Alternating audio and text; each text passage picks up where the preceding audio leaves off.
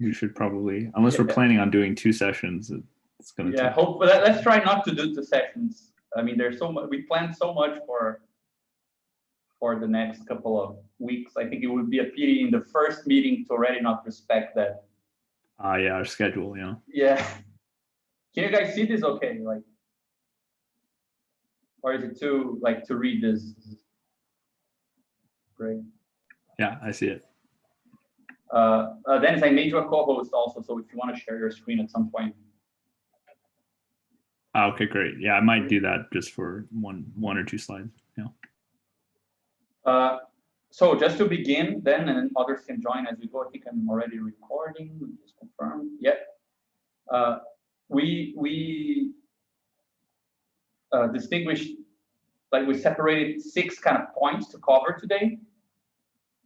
The first is just something we agreed last meeting to do as a general kind of suggestion, which is to try to contextualize what we're presenting now with regards to stuff that we already worked on, like, and other people in the group, other people also worked on. Then I think that we're doing something that is quite important that was missing in the presentations on the primer, which is to talk a bit more about what we call this compositional point of view, or something like the conceptual companion to this formal approach, right? How are you thinking about these things when you're using these tools? Like, what is, like, say, the grammar of your theory, right? And we return to this many times. I hope that today's presentation can be seen as a long example of what it means to apply this to something, right? And I think more specifically, there is one thing we're kind of developing, and I think that Dennis gave a really, really nice solution. I know that this is part of the reason why he's reading type theory now, I imagine. To this, I kind of first determination of scale sensibility to our approach. So we don't talk much about scale or scale dependence in this sort of big, strong sense in the primer, but there is a more subtle way in which it already appears, which is this idea of resolution. So it appears twice in the primer, once in section 2, where we introduce this idea of resolution in general, and then in section 14, when we talk about what we call resolution boxes. So the idea is to go over these things again, because we will need them. They are from within this compositional point of view, the idea of resolutions is probably the thing we're going to be exploring the most today.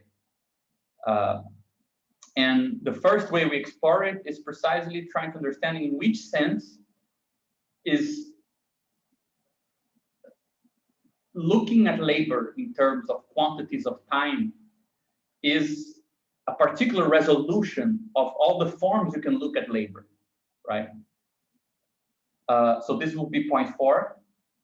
And then once we get going with this compositional discussion that's scale sensitive to labor, we will go totally crazy and talk about how this allows us to discuss cooperation, manufacture, and modern industry, which are 3 big chapters of volume 1 of Capital from this compositional perspective, and then end on a sort of big picture of, let's say, capitalist novelty, and compare it with what could be a different form of concrete novel construction that we hope to explore in the future a bit more in the next text we want to write, the next 100-page primer we try to write.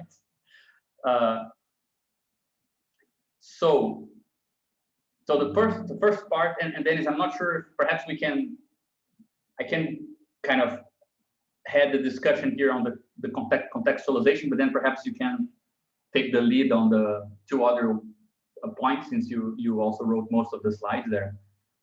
Yeah, I can do 2 and 3. Yeah. Okay.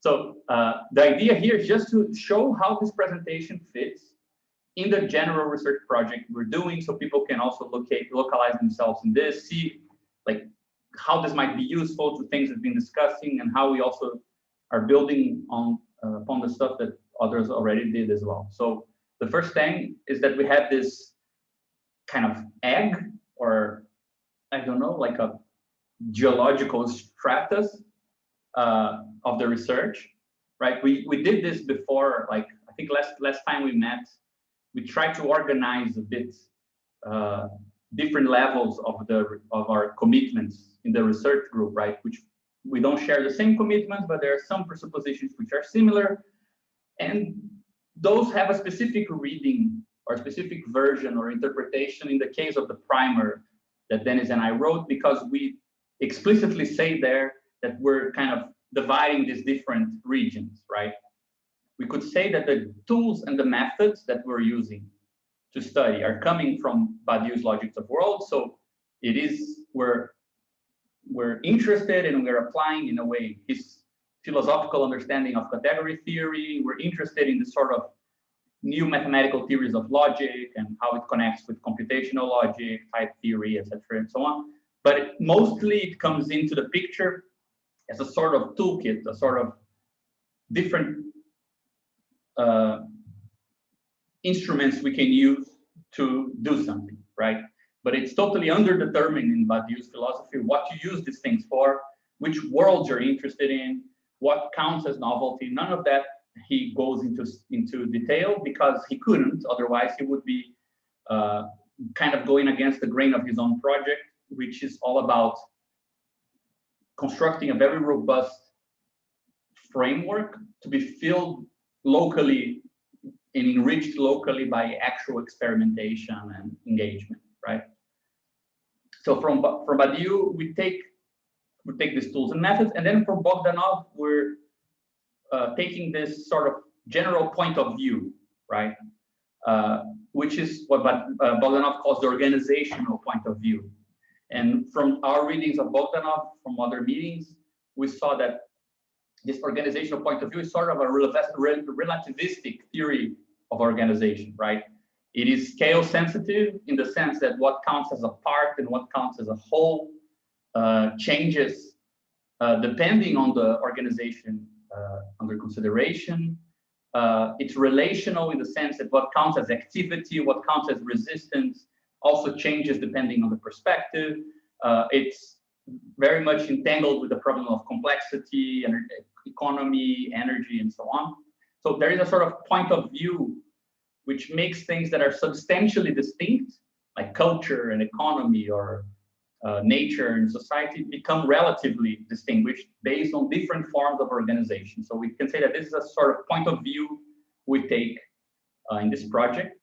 But the point of view and the methods don't define that much. So there's still a more specific restriction, which is to look for materials, but use these tools, and from the point of view of organization, analyze social formations, right? More specifically, analyze a sort of continuity between political and economic forms, which is something you already find in Karatani, because Karatani has this idea of modes of exchange, and they don't really define like a base and a superstructure. What counts as base and superstructure is actually locally organized depending on how these modes interact, and forms of politics. So free association in a commune is not thought with a separate framework. You use the same modes of exchange to describe what's singular about a commune and how it's different from, let's say, the status quo of the modern state or whatever, right? So we're using the organizational point of view and formal tools coming from logics of roles to look at social formations in Karatani sense. But the primer does something more specific than that. We restrict this to look specifically at the logic of value and capitalist valorization. We say in the primer that this is not what a social formation is, right? A social formation for us is a multi-layered structure.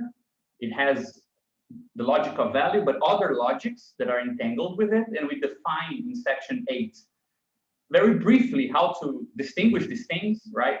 What we call the dominant transcendental C, the subdominant transcendentals B and A. And we don't go all the way with Karatani because we don't say that something exists that should be called mode D, as if it's guaranteed by some previous transcendental logic. What Karatani called mode D, we leave open as a space of possible experiments that are not constrained by this particular multi-layered world. So we could say that what we're trying to do, our objective, right, is to use these methods and the organizational point of view to treat the social formations with focus on capitalist logic to come up with a theory of collective organization as an experimental site for non-capitalist economies. So this little formulation here, it already implies that if you're going to do a theory of experiments, it needs to be underdetermined. So Badiou's sort of underdetermined philosophy that leaves space for experiments is a good idea. It's a theory of organization, so the organizational point of view makes sense. It's meant to connect organization and economies. So Karatani's continuity between politics and economy also makes sense. And for non-capitalist economies. So that means we need to know what the hell capitalist means, right? So it's kind of summed up in this objective, which, as you can see here, we added like a little squiggly circle to show that it goes a bit beyond where Marx goes, right? It's not a general theory of organization in Bogdanov's sense. It's kind of the place where you get the Bogdanovian treatment of things that Karatani talks about that expand what Marx wrote about, perhaps something like that, using category theory. Perhaps that's the simplification we could make to make it to make no one want to read what we wrote. Anyway, this is the egg or the magma schema, right? These are the meetings. I mean, I hope was this clear? Do you guys think this is a good kind of summary of it? Just before we move on, in case there's any questions. Yeah, I would just add, like, it's almost also like a gravity well, because we're also trying to find a way to escape the inner circle, right? Like, what is the trajectory, or what kind of rocket do we need to build to leave the inner Marx logic and go to the Karatani logic? You know? Yeah, I like that idea. Yeah, it is a big center of gravity. It's very hard to say anything about capital that is not exegetic, right? Mm-hmm. Yeah. I think I do feel that you're right. Like in that sense, we're struggling with that. So this is something just to consider, like some of the meetings we had before that I think are either informing or in dialogue with the stuff that we're doing today. So a very old meeting that Dennis presented a long time ago on compositionality and generative effects based on the doctoral thesis of this guy called Ali Adam. I have the impression, I didn't even discuss this with Dennis, I just added this here. I feel like what Ali Adams does in terms of showing that you can talk about emergent effects, right? And he goes from like actual emergent properties of systems and includes magic as well, illusions and so on, everything that seems to emerge out of nothing. He gives a treatment of this sort of phenomena that is not based on nonlinear dynamic systems, and the complexity of a system is so high that it leads to some emergent phenomena. He gives it a kind of, he calls it an orthogonal interpretation where generative effects emerge from the unequal interaction between two systems, right? And this sort of idea of veiling and things like this. So I think it was the first step we took in seeing that there was a discussion of composition and that had a theory of change inside of it that was weaker than Badiou's theory of, you know, subjective eventual change, but it's also kind of inside the same formalism. And in a way, this is what we're going to explore. It's not so obviously the topic today, but if you read the primer, one of the main topics that we're silently developing there is a theory of what we could call weak change, a theory of capitalist novelty, which is novel.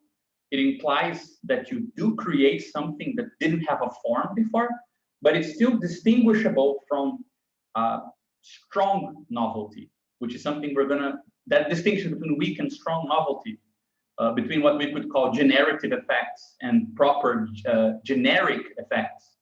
It's something we're gonna pick up later on the presentation if we have time. So I'd say that this was important as a precursor to what we're doing. Then all our readings of Bogdanov, as I said, the sort of relativistic theory of organization, the way that he poses the problem of cooperation as an economic problem. I think it's also very relevant. We're going to go back to Bogdanov with a twist by the end of the presentation as well, due to some interesting Soviet debates that might have connection to what we're doing. Then, of course, the primary political phenomenology, where pretty much everything we're talking about today is there in a very, very, very condensed form. So we're kind of giving conceptual flesh to some of the ideas that are there, developing them a bit more in some cases. But I think it's a good way to understand this presentation also as a sort of introduction to the point of view of the primer from the perspective of examples in a specific, more specific issue, right? Of how is labor caught up in capitalist production. And I think that the compositional point of view, which is how we call the presentation, it's already a good kind of connector between the formal categorical point of view and the organizational point of view. So if we were to probably give a name to the philosophical perspective, right, rather than calling it organizational, which is a bit more political perhaps, and calling it categorical in the sense of category theory, we could call it compositional. I think it names something about the conceptual grammar or the conceptual language, right? And finally, the presentation Pedro gave last time, which was called Vibing with Algorithmic Socialism, where we debated Benanav's text and Pedro's critiques of people who see certain limits in the use of technology and what's called digital socialism and so on. So there is some of the questions that we raised and some of the debates that happened in last meeting. I think they are kind of picked up here, especially when we talk about machines and things like this. I think it might give a richer picture of the opposite, perhaps, or not necessarily the same position as Pedro presented. And to conclude, I just added some other remarks at the bottom. I think that there are a lot of connections to as well with discussions on capitalism, what Caron was talking about, space of reasons and ways of parsing reality in terms of concepts that cohere consistently in a picture of the world and so on. I think there's a lot of this going on today, but from our slightly different perspective. I think that something that Renzo presented a long time ago in this presentation on integrated information theory and this sort of measure of effective complexity based on possible partitions of a system, right? There is a strong vibe of partitions and complexity going on today, I think. And also something that Raquel presented, I think in the first meeting, when we were talking about, I think it was just Dennis, Raquel, and I, about the transformation problem and ways that we can formalize and think more in more detail about how changes in scale, which in our case here will be called changes in resolution, right? How these changes that are not really temporal nor spatial, they're changes in something else. How these changes can affect how you measure something, right? And in the specific case Raquel was dealing with, how they affect the very form of price. So why is it that accidentally looked locally, prices are simple prices, considered from the perspective of average profit rates of a sector, they are market prices. Considered as the splitting of total average profit rates, they become production prices. I mean, I just summarized this in this way, which is something Raquel and I have been discussing like last week. At the time, we had no idea how to talk about this, but I think we're also moving forward with that in a nice way. So just to give a sort of contextualization of things that I think might be in a sort of underlying discussion as we go along. I'm not sure, Dennis, if you want to add anything before we move. Yeah, I mean, the last point you brought up is really, really important, because I would say even like the heart of the whole categorical thing, why we think category theory is a nice tool here, is because we can make sense of the question about like price, and why is it that price or money in one context has a certain meaning, in another context it becomes capital, and category theory is really good for describing things in this functionalist paradigm, right? Like things are what they can do in some sense in a context, right? Yeah, in a certain context. Yeah, and then defining that context is the battle really for category theory. It's interesting. I've heard this about category theory, that is, people think it's not doing anything because it's usually very descriptive, right? Yeah.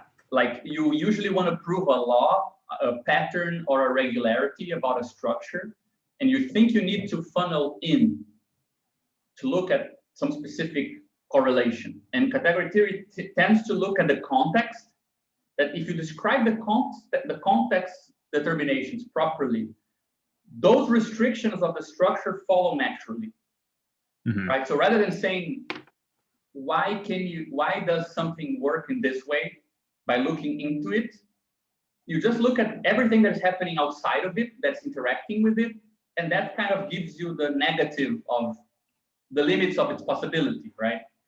Exactly. Yeah. And then that scales in some sense, because even the category itself is, once you've delimited it properly, you can now import knowledge or information from other categories and explore the space as a whole, which is I think is something that we try to do with the functors and resolutions. Mm-hmm. Yeah, Yasha was saying here that this association is also because in the practice of mathematics, category theory is often used to set up the context of the problem that's usually is, right? Outside. Yeah, that's right. Sorry, yeah? Yeah, exactly. That's what I've heard too, that setting up the context is like the hardest part, really. Once you do that, it's you can then use a lot of tools that I love it. It has a Leninist tinge to it, that if you do the concrete analysis of the concrete context, politics is halfway done, like if you describe the situation the correct way, the path is like becomes clearer, which is I mean, it's not necessarily how most people think about politics, but I think that in our particular case, it's different because, or not different. I mean, it doesn't look like it's a preamble to something else, because in a way, what we are saying that is missing is a descriptive capacity, right? The actual, we could put it in this way, right? I think that the actual situation of the world is so subtle or so difficult to describe that a lot of contextual properties and restrictions are treated as characteristics, intrinsic characteristics of an object. So, for example, to give an example, when I did that presentation on the book that I wrote with my friend here in Brazil, and I was suggesting that we should read problems in the leftist organizations as effects of the context of peripherization, right? The idea there is that if you understand the context properly, a lot of characteristics that you associate with the object. So you would say, these leftists are corrupt, or those leftists don't want to play ball, right? When you realize that the context these structures are inscribed in already imposes some of these restrictions, right? You can choose the battles better, something like this. So I think for politics, the value of description, especially in a moment of kind of crisis of cognitive mapping, it has a added value than simply being a sort of preparational work for something else.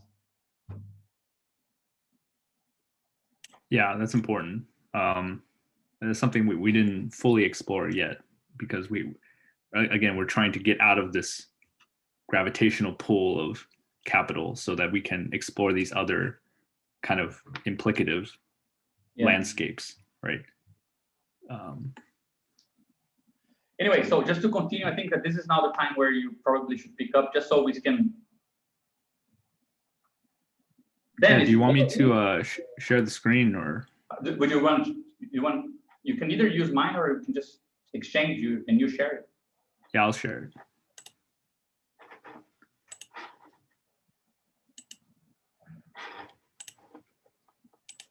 Okay, so we are here. Okay, yeah, so compositional point of view. Here we can kind of summarize the main ideas of our use of category theory without actually having to, dive into it. But I know Yasha gave a great presentation on it a while back. And I think sometime in the future, we'd like to revisit like the details of it. But I think in this presentation, we'll just kind of talk like high level, what themes make it so that category theory is the right tool for analyzing this kind of stuff, or as this says here, conceptual grammar, right?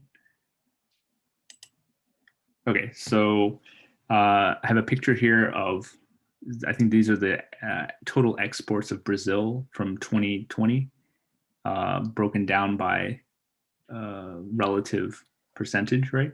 So I think this picture kind of captures a certain idea, which is that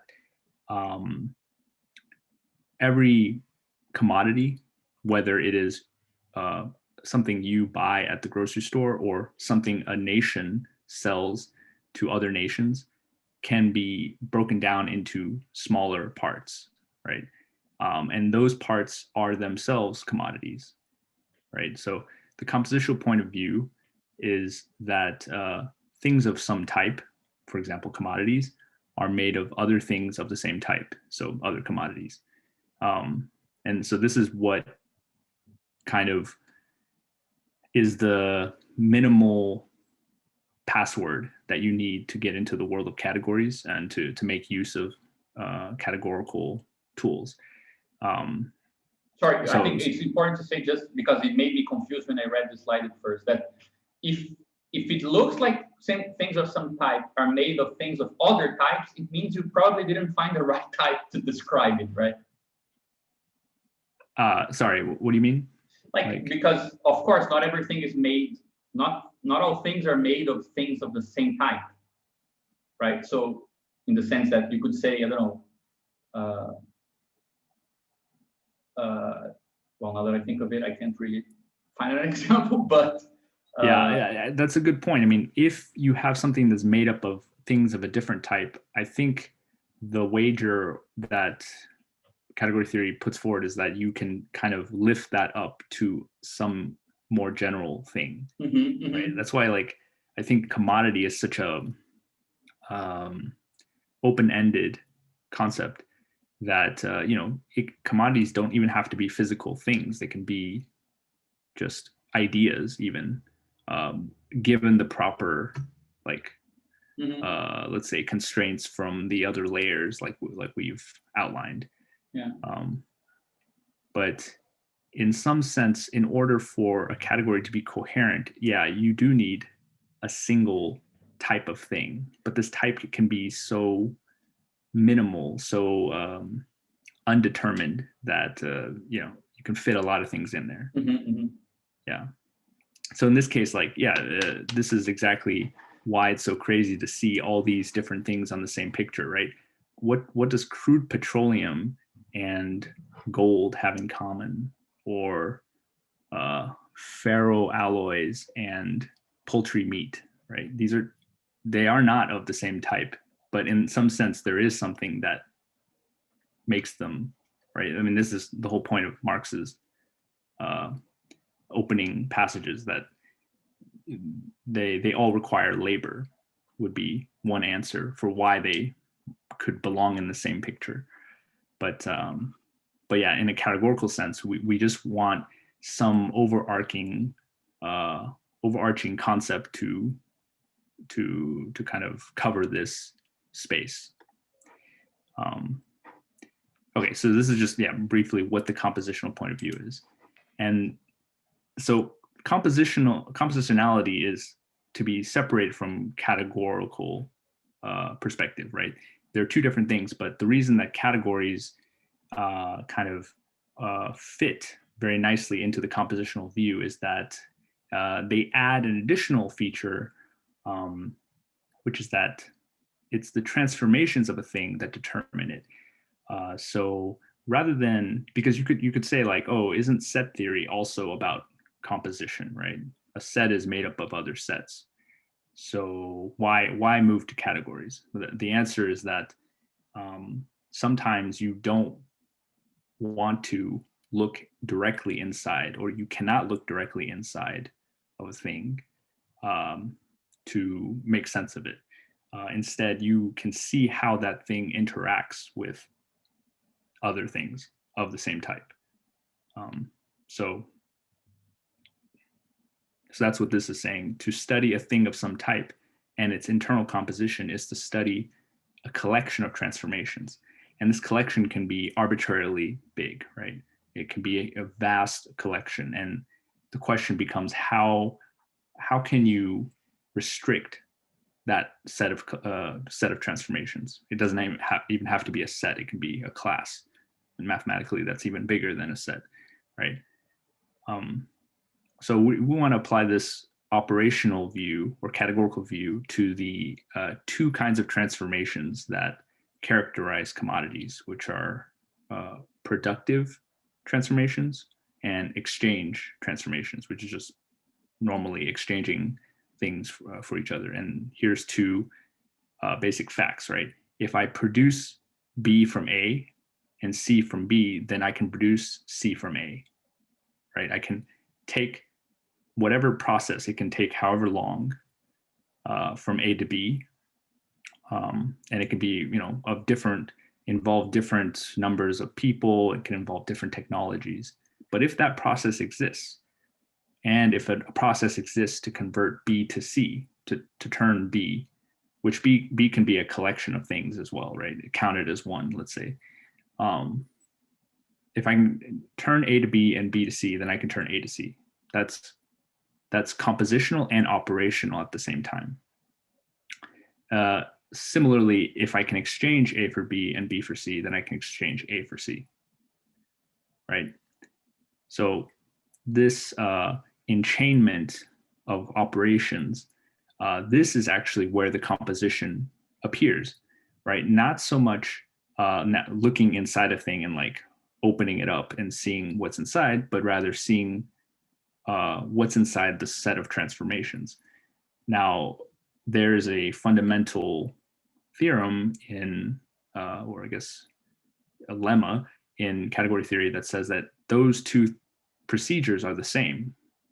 Looking inside of a thing and taking it apart is the same as looking at its set of operations and opening that box up and looking, for the different classes and different ways you can partition the set of transformations. Okay, so we want to apply this to these two classes of transformations, production and exchange. So again, there's two aspects to composition. There's building things up and breaking them down. And in some sense, they are the same, right? They contain the same information. If I know how a thing is built, then I also know how to break it out into its parts, its constituents. So in the case of our paper and the thing we're trying to do in the research in general is we want to be able to isolate the parts of capital. The inner logic of capital is already there. It's not something we invented, but rather it's something that exists every day. It's permeates, right, our lives.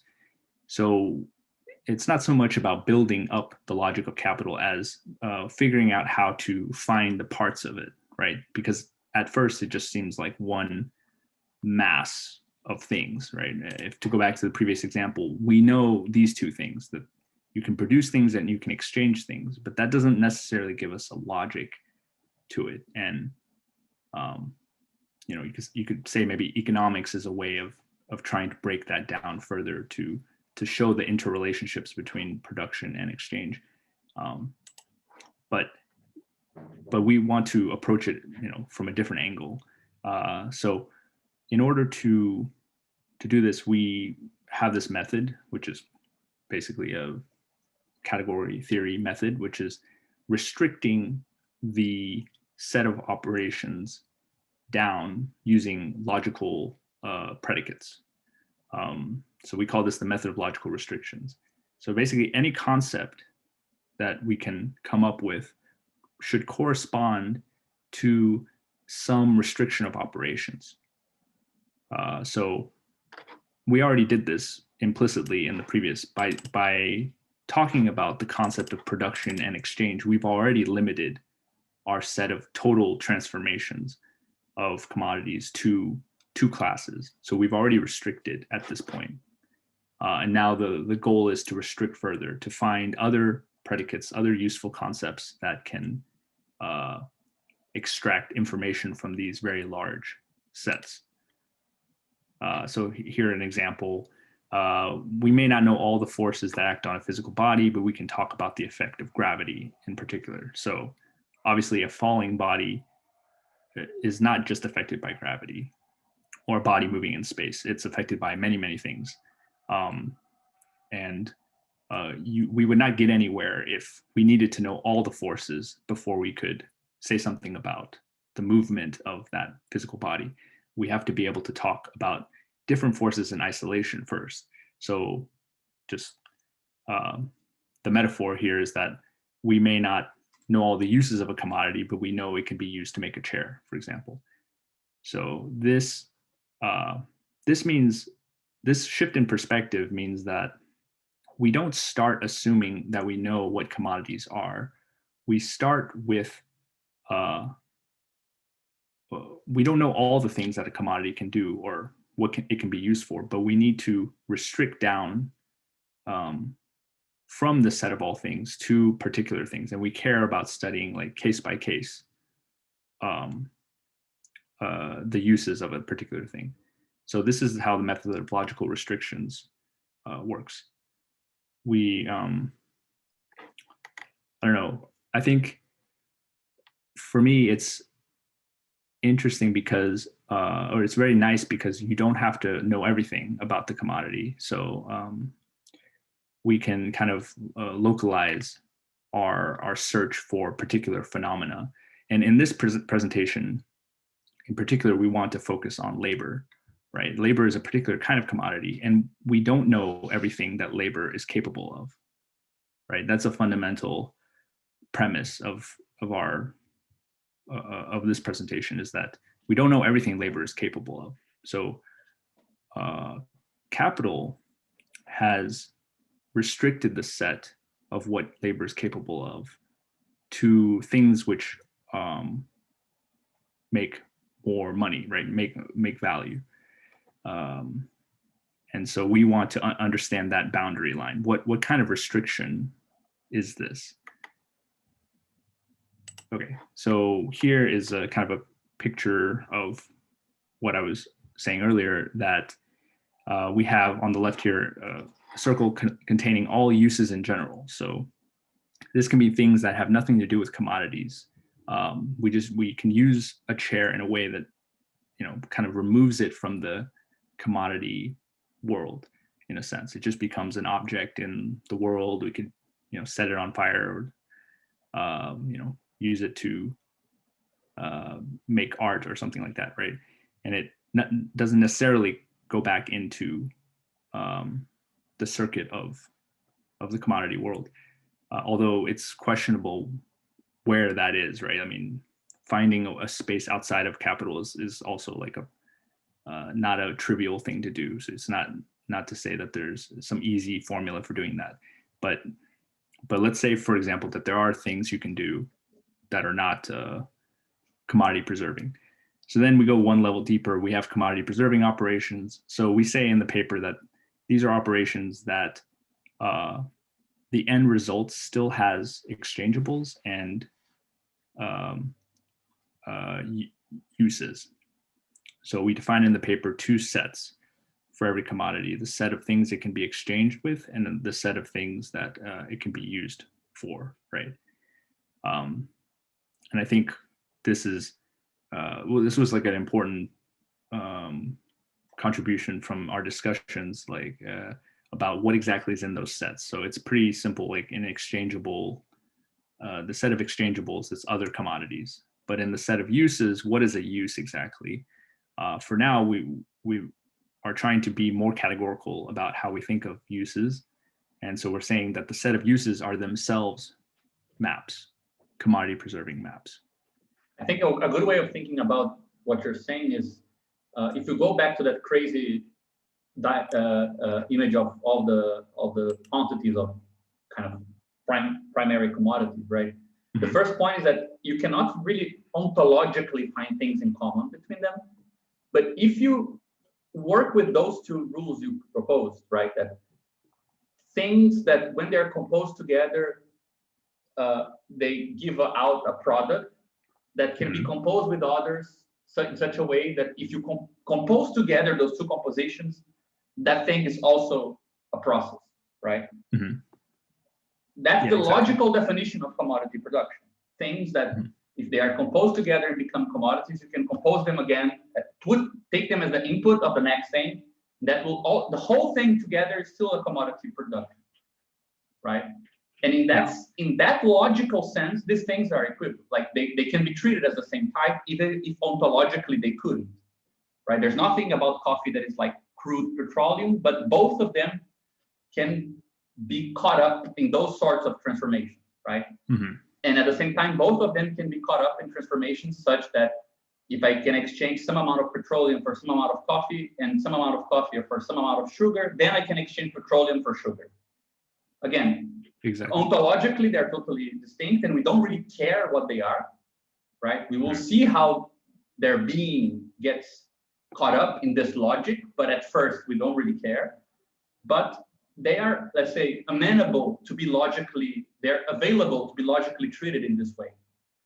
So we only care for them insofar as they abide to these transformations, right? Exactly, yeah. That's a really nice way to think about it, because in that sense, the thing we're trying to study when we study the operational space, as we call it,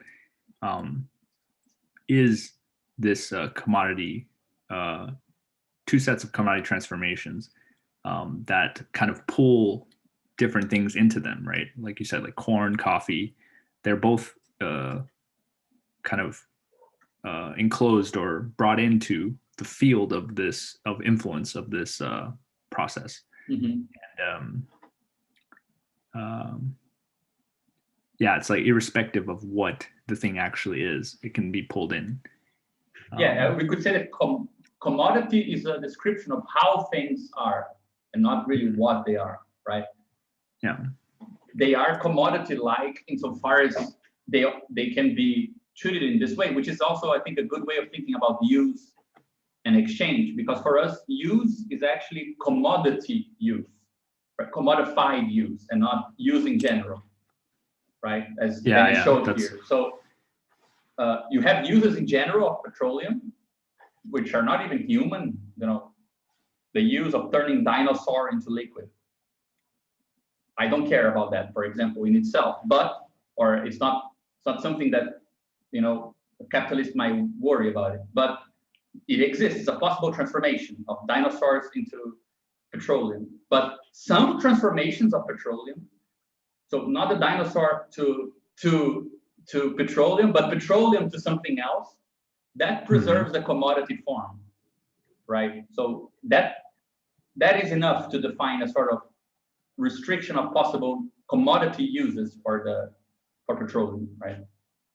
Yeah, and this is also brings up a really nice difference between how we're using category theory and how mathematicians might use it.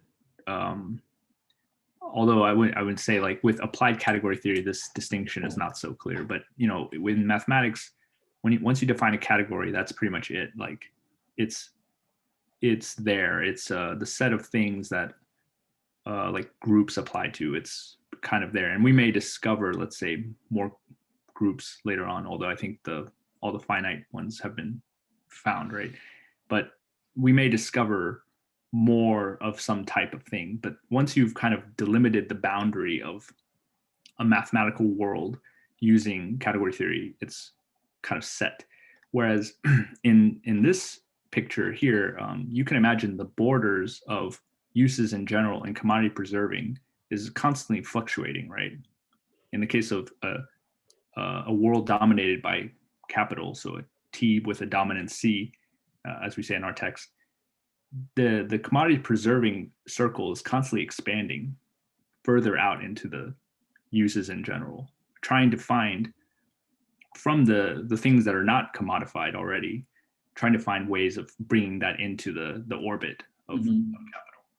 So I mean, that's also interesting, you know, like when we go back to this picture of Badu-Bogdanov, where we're actually dealing with a very a dynamic phenomena, right? Something that's changing in time, has historical properties that maybe a mathematical object would not have. So that's something to consider. Okay, so what we have here is that commodities, there are operations that preserve the commodity form and do not preserve it, right? So how do we apply the method of logical restrictions? We have to come up with a formal language. It doesn't have to be formal. It can be kind of more or less formal, but the more formal it is, the more likely we can kind of transmit these concepts to each other, right? But once we have a formal language, we can specify constraints on the transformation. So that's how we restrict the circles down, right? Here we still have a very low resolution picture because we can only see as far as like exchanging and producing operations, but we want to go even further than that. And so category theory gives us a nice formalism called the diagrammatic language, or the commutative diagram, that is a language that specifies constraints in terms of arrows. So I don't have one. We don't have one in this presentation, but it's basically like any two paths in a commutative diagram have to be the same, right? Once you, if they start and end at the same point. Yeah, exactly. I think a good way of thinking about it is like, as we said many times, right? If you have only this, it would mean all possible ways, right? So the moment that I add, for example, this restriction, that taking this path needs to be the same as taking this path. In that case, then some of these are no longer possible, and I restricted them to just a more determinate one, right? Exactly. What are the possible paths that can take me here? If there's also this other path here going from C and D, then this needs to be more specific than if I only had this written down, right? Exactly. Yeah. So if I want to make from uranium electricity, I have the set of all possible ways I can turn uranium into electricity. But if I want to do that in such a way that it, I don't know, preserves something, like preserves the environment or minimizes waste, that would be an example of like restricting our possible ways, right? Although you can already tell, like, maybe that's not even possible with capitalism, because perhaps in order to find a way to produce uranium to electricity, you need something in the middle that's still profitable, like a nuclear power plant that's owned and can be privatized. You know, you can privatize that in some sense. Just an example of how like an arrow can be restricted in ways that perhaps the commodity world cannot even see. Okay, so in addition to this diagrammatic language, we can also talk about this slightly more advanced thing, which is the internal language of a category. But they're almost the same, right? so every statement of this internal language corresponds to a particular object in this category. This is an extension of what we've been saying, which is that to talk about objects, we need logical restrictions. Every time we restrict our space of operations, we're also specifying an object that contains those operations or is determined by those operations, right? So if we take this method all the way, then that means our language and our objects are one-to-one, right? Every concept in our language corresponds to some object in this category. And this viewpoint is called categorical semantics. Basically, the objects of the category are the semantics for the transformations, or for the language, right? And it's possible that the internal language of a category is not sufficient to characterize something that we're trying to characterize. So again, using the example, I have uranium, I have electricity, I want to make electricity, but I want to do so in such a way that it's not bad for the environment, let's say. Maybe that's just physically impossible, but maybe it's only impossible within capitalism, right? So then if it's impossible in one domain of let's say of commodities, then we can embed this in a larger category, let's say the category of uses in general. And then maybe we'll find a logical restriction that is non-empty, right? There does exist a transformation from uranium to electricity that is not bad for the environment. Okay.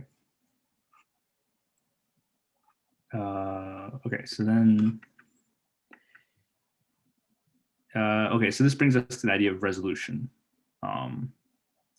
So we've been talking about this in our group a lot, about scale, sensitivity, resolution, and I came up with Gabriel and I, we've been discussing this example of fractals, right? We talked a lot about in the Tal's book in previous meetings, but just for now, I want to talk about really kind of hand-wavy metaphor for the logical restrictions again. So on the right here, we have this thing called a Julius set, which is a collection of points that obey a certain condition. And the animation here shows how this condition can be seen at different levels, which I'm going to say corresponds to a notion of resolution, right? Every point in the complex plane, which is the plane made up of the real numbers as the kind of one axis and the imaginary numbers as another axis, every point on that plane can be described with two numbers, right? One real number, one complex number. And it's actually those things together actually form one number called the complex number, right? So it's one real and one imaginary component. And the Julius set is the set of all points such that the complex number squared plus some constant complex number does not diverge as you apply it successively. There's a recurrence relation, okay? I can show a quick example of this. Yeah, the important thing about this is that it's the recurrence relations that you take a simple function like a quadratic and you plug it into itself many times and you see what happens. So everything outside of the Julius set goes to infinity eventually. Yes. And everything inside will converge in some way. So sometimes it does it does cycles, sometimes it just goes around randomly. So exactly. So yeah, in reality, you have to plug it in an infinite number of times, right? A Julius set is actually specified up to infinity. The operation has to be applied. But obviously, we cannot actually apply it infinite numbers of times, at least not with computers or with our brains or anything like that. So Julius sets are kind of out of our reach in terms of being able to specify them fully. So the metaphor here is that resolution corresponds to the number of iterations that you run the the recurrent relation on the points. So I have this code that I took from the blog, and I just ran it for different numbers of maximum iterations. So this Julius set was run for 10 times. So after 10 times of applying the relation, we decide like these are the things that converged and these are the things that diverged. And if you look at this, you have this kind of vague shape forming, and then you can increase that number of iterations and you get something a little more defined, and you can double that and get something more defined, and eventually you start to get what appears to be like a full fractal pattern, right? So this idea, which I hope is not too belabored, but this metaphor I want to say is how Capital views the productive process, right? Capital is trying to find what it can take of some larger world and make it profitable, make it value producing. So here I said, like, at the zero level, commodities are an undifferentiated mass. If you constrain too little, you cannot really capture the logic of capitalism, because it's like everything is capitalism. Okay, that doesn't tell us anything. But if we constrain too much, we go ahead of where capitalism actually is, and we start talking about things that capitalism has not yet captured into its logic. So we have to find the right resolution, which is actually a range of resolutions to view this phenomenon, right? So capital is not infinite in the sense of a Julius set. It's actually moving at a certain rate, which is determined by historical properties, but it has, included certain things into the set of commodifiable things, and we are trying to figure out like where's the contours of this, and that corresponds to the resolution.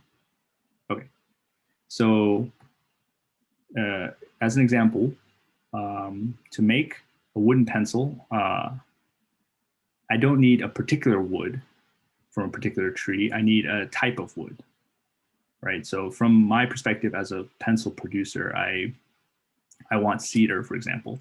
And I don't really care if this comes from a particular region necessarily. Like I could get cedar from California or some other part of the United States or outside of the United States. I do care about the price though, right? So this is how resolution kind of comes into play, right? To make wooden pencils profitably, I have to consider the cost of the wood and the materials, other materials, the cost of labor, the cost of land, all the like kind of logistical stuff that would impact my bottom line.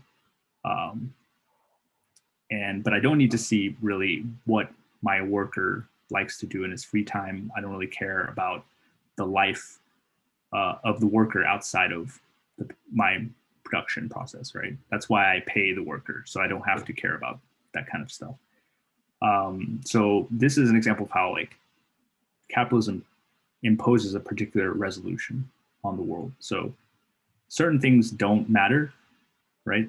Where the wood comes from necessarily, or exactly which tree the wood comes from, but other things do matter. Things that impact profitability. I think another way of talking about it is to say that a resolution in this case defines the boundary between where differences make a difference and where differences don't make a difference, right? Mm-hmm. Yes, and again, this is a dynamic thing because maybe right now the type of wood, like I just think cedar wood is fine. Any kind of cedar wood would make a great pencil. But then let's say my competitor comes out with a new pencil that's a particular kind of cedar wood that's grown in a particular type of environment, and those pencils are particularly good. They don't break easily. They just write. They feel better when you write with them. And suddenly his profits go up. I start losing market share to my competitor. Now my resolution of what matters for pencil making will change. So there is a kind of constraint passing between different capitals, and we'll talk more about that in the later slides. But in the latter part of the paper, we talk about it as well. But resolution is a dynamic thing, right? And it's determined by these kind of explorations into the process, production process itself. Okay, so we have this resolution. How do we propose slicing up the world of commodities? So on the right here, we take this again operational approach. So to interpret this kind of, whenever you see a parenthesis, that means it's an arrow or it's an operation that goes from the first term in the parentheses to the second term, and asterisks mean that it can be anything, right? So C comma asterisk means all commodities. So that's this entire set of things. And then we have ways of slicing up this world of commodities into chunks, right? One would be this top left pink box is commodities that can be excluded from the capitalist process. They're kind of what we call layer excluded. And the thing on the right are commodities that get consumed. C comma 1 means operations from C to 1, which that's how we represent consumption. But then the bottom left is kind of the interesting world here, or at least more relevant for capital, which is all productive commodities. So commodities that can be used for production. And of those we can divide it into three. We have natural means of production, so things which were not produced themselves, but are now being pulled into production, right? Like aspects of nature that pre-existed capitalism. Private means of production, so commodities that we've produced that now go into further productive processes. And then labor power, right? This presentation is focused on this blue box of labor power, but it's within this larger kind of partition. Okay, and that's basically how we can apply the thing on this, all this stuff about the endo functor. So we call this a delta resolution. It's an endo functor from the category of commodities to itself. And this functor forgets differences. So every commodity is actually the outcome of a resolution. There's actually no commodity that can be specified without some kind of endo functor in the first place of having been applied to it. So there's kind of a maybe a paradox, a chicken or egg paradox here. Like, how can we have the category if there are no resolution independent commodities? But in this case, I think it's okay. So for example, pine and cedar wood can be mapped to rot resistant wood. So that's a functor. A functor is a transformation from one category to itself, right? To another category. But in this case, it's being applied to itself. So one resolution would see that pine and cedar wood are just two kinds of rot resistant wood. But at a different resolution, pine wood itself is the result of forgetting some differences. So there's subspecies of pine in the world. As a pencil maker, I might not care about those differences. So from my perspective, from the perspective of the capital that produces pencils, it doesn't matter if it's white pine or sugar pine, right? So certain properties are relevant for certain operations. That's the main point. And our category, our operational space of C actually contains all commodities at all resolutions. So it's we have the same commodity that can exist in different registers, let's say, right? Pine wood in one resolution can be pencil making wood. At a different resolution, it's like the wood you would use to make a chair, but it's the same commodity. So that I think the delta resolution is useful because it allows us to explore this operational space in a way that corresponds to the use sets, right? For every use set, you can create a new delta resolution, and you can kind of dive further into the operational space, far more than this picture on the right shows, right? This picture on the right is just like a low res picture.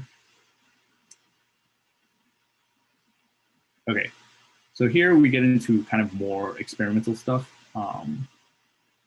So I've been reading about type theory and its relation to categories.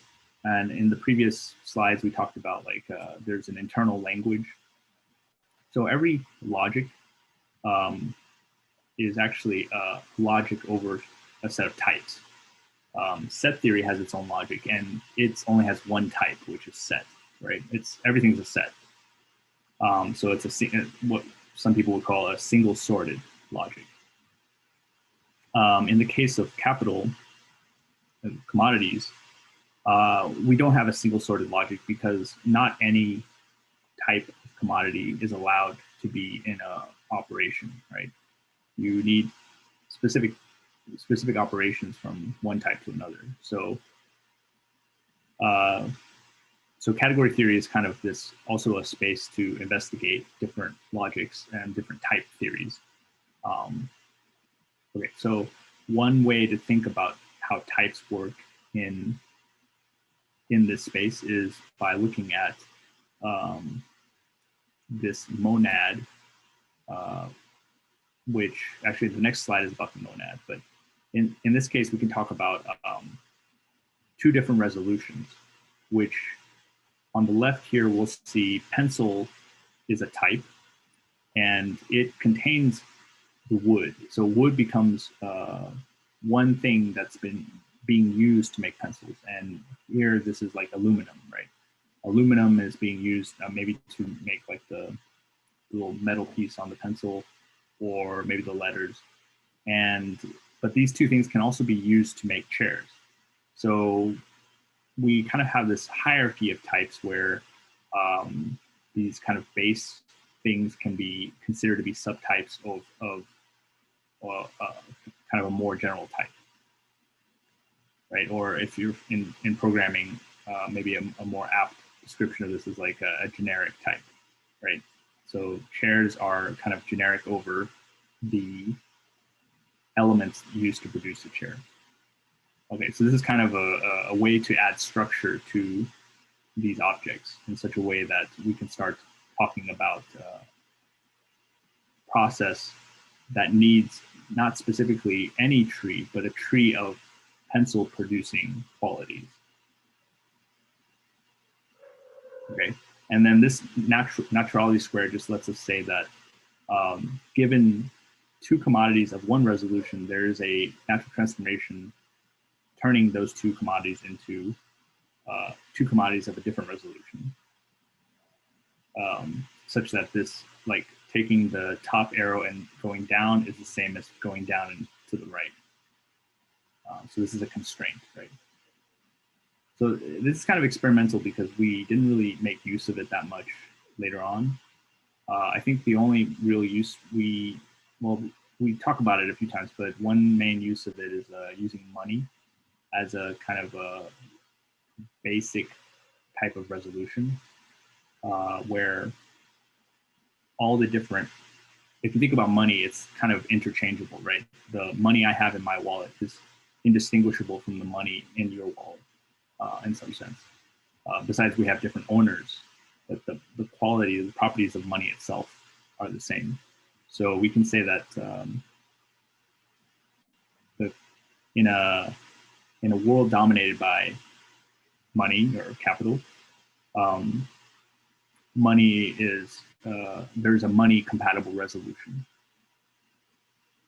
But let's say in the world dominated by, let's say, pencil making, right? There might be a pencil making resolution, and then all commodities would be judged by their capacity to be part of the pencil making process, right? So that's kind of the interpretation of this, right? We're trying to reduce just to clarify a bit, the general kind of more conceptual use is also that this turns qualitative distinctions into this approach to the sphere of use, which is usually the sphere of quality.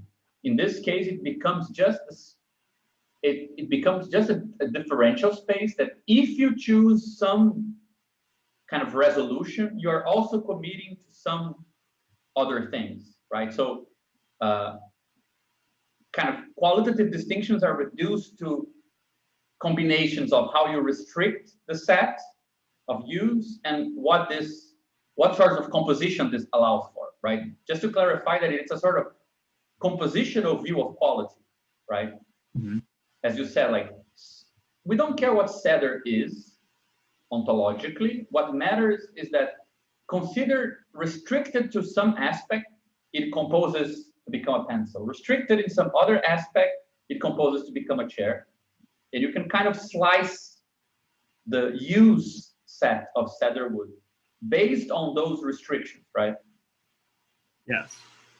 So just to clarify, are you saying that this alpha natural transformation, you can kind of interpret it as transforming between the way that different commodities change under change of scale, or different, not commodities, but commodity transformations change under change of scale, right? Or something like that? Yeah. And that you get something qualitative from that. Yeah.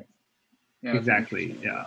Mm-hmm. Kind of like saying you can shift registers from wood as pencil making wood to wood as chair making wood, and preserve some kind of like, there's like a natural way to go about this, right? And again, the D here would be like relations between wood and some other commodity under that resolution. So then there's a natural way to kind of shift from one productive process to another, right? If every resolution is like a productive process, seeing the world in a particular way. I think it will become clearer once we start like getting into the examples of labor and so on. Yeah. Okay. So then, yeah, one even crazier idea is that there's a connection between Endo functors and monads, and I didn't really have time to develop this, but yeah, the idea is that if you have an Endo functor that obeys these two diagrams, you have a monad, and the monad is basically three things, right? It's this delta symbol, which is the Endo functor, and it has these two natural transformations, eta and mu, such that this commutes.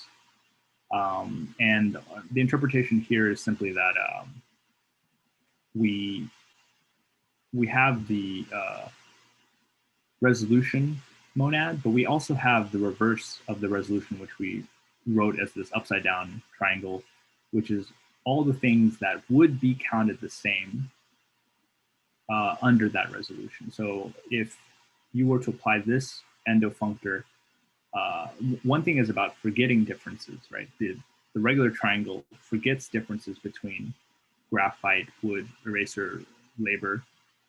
The other one expands your space because it takes a commodity which would have been composed of indistinguishable parts, and it maps it to the product object containing the parts of that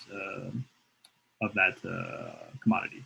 So here, for example, if we were to apply this other Endo functor, the upside down arrow triangle, we would get graphite multiplied by wood, multiplied by eraser, multiplied by labor, right? Or the product commodity. So this is kind of two ways, and I'm not sure if maybe you could say they're adjoint ways. I think they are, right? They're kind of determine each other. I think only partially, because, for example, the things that go into making a lamp cannot be necessarily recuperated when you consider the parts of the stuff that went back to the lamp, right? Like the aspects of things that govern their composition in production are not necessarily remembered when you backtrack from the produced object back onto its components. Yeah, I think it's not saying that there's a way to recover those commodities. So it's not that I can simply. No, I mean, even in the sense of recovering the predicates. Oh, okay. Right? I mean, can you, when I see a commodity that, from its perspective, made a bunch of things indifferent amongst each other, right? So I see a pencil, I don't see specific graphite, I see that some graphite, right? I don't care for further distinction. Or the eraser, only that there is some form of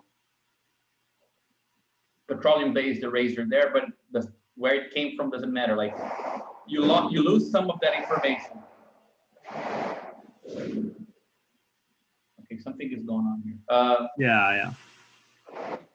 I don't think are shots.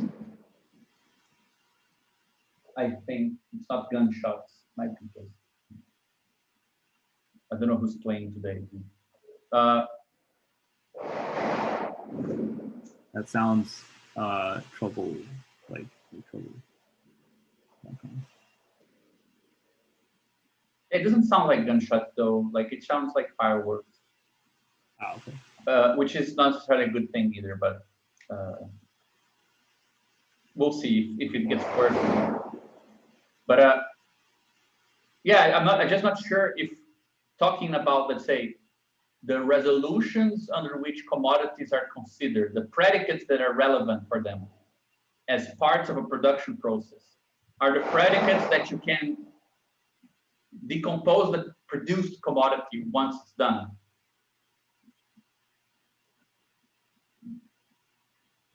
Not like they can get back, reverse entropy, the original commodities, but I'm not sure if the predicates are preserved, you know?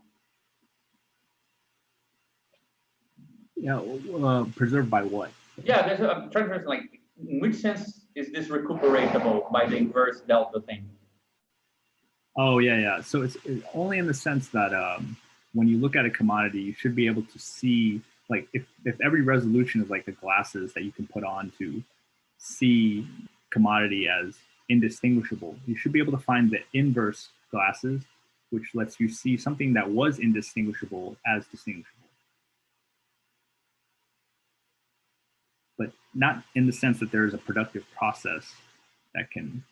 No, I didn't think in terms of productive process. I'm just thinking in terms of recuperating, again, that some graphite, like if water went to mixed with some chemical component to make something, the predicates of the produced thing might be totally different from the predicates that went into its making.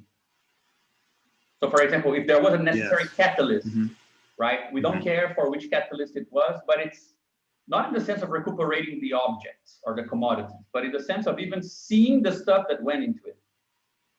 Yeah. Actually, you're right. I think maybe this one is done wrong because it's not so much that you see from a pencil its constituent parts, but you see from, let's say, graphite, you can see all the different types of graphite that were maybe forgotten. I see. Okay. Yeah. Under pencil making. You can see this indifferentiated graphite as part of a family of graphites. Yeah. I think that makes much sense. Yeah. Would that be kind of connected to like a bargaining space then in the earlier theory, like it becomes comparative to others based upon the pricing? Yeah, I don't know if the relation with the pricing, but I mean, certainly when you're trying to produce something, you have to buy it. So Yeah, because I mean, you're not talking about decomposing the commodity into its priceable parts. You're talking about like seeing the commodity now, where things were differentiated for it to, from its perspective, as being seen by the general types that it is a special case of, right? It's still very much within use then.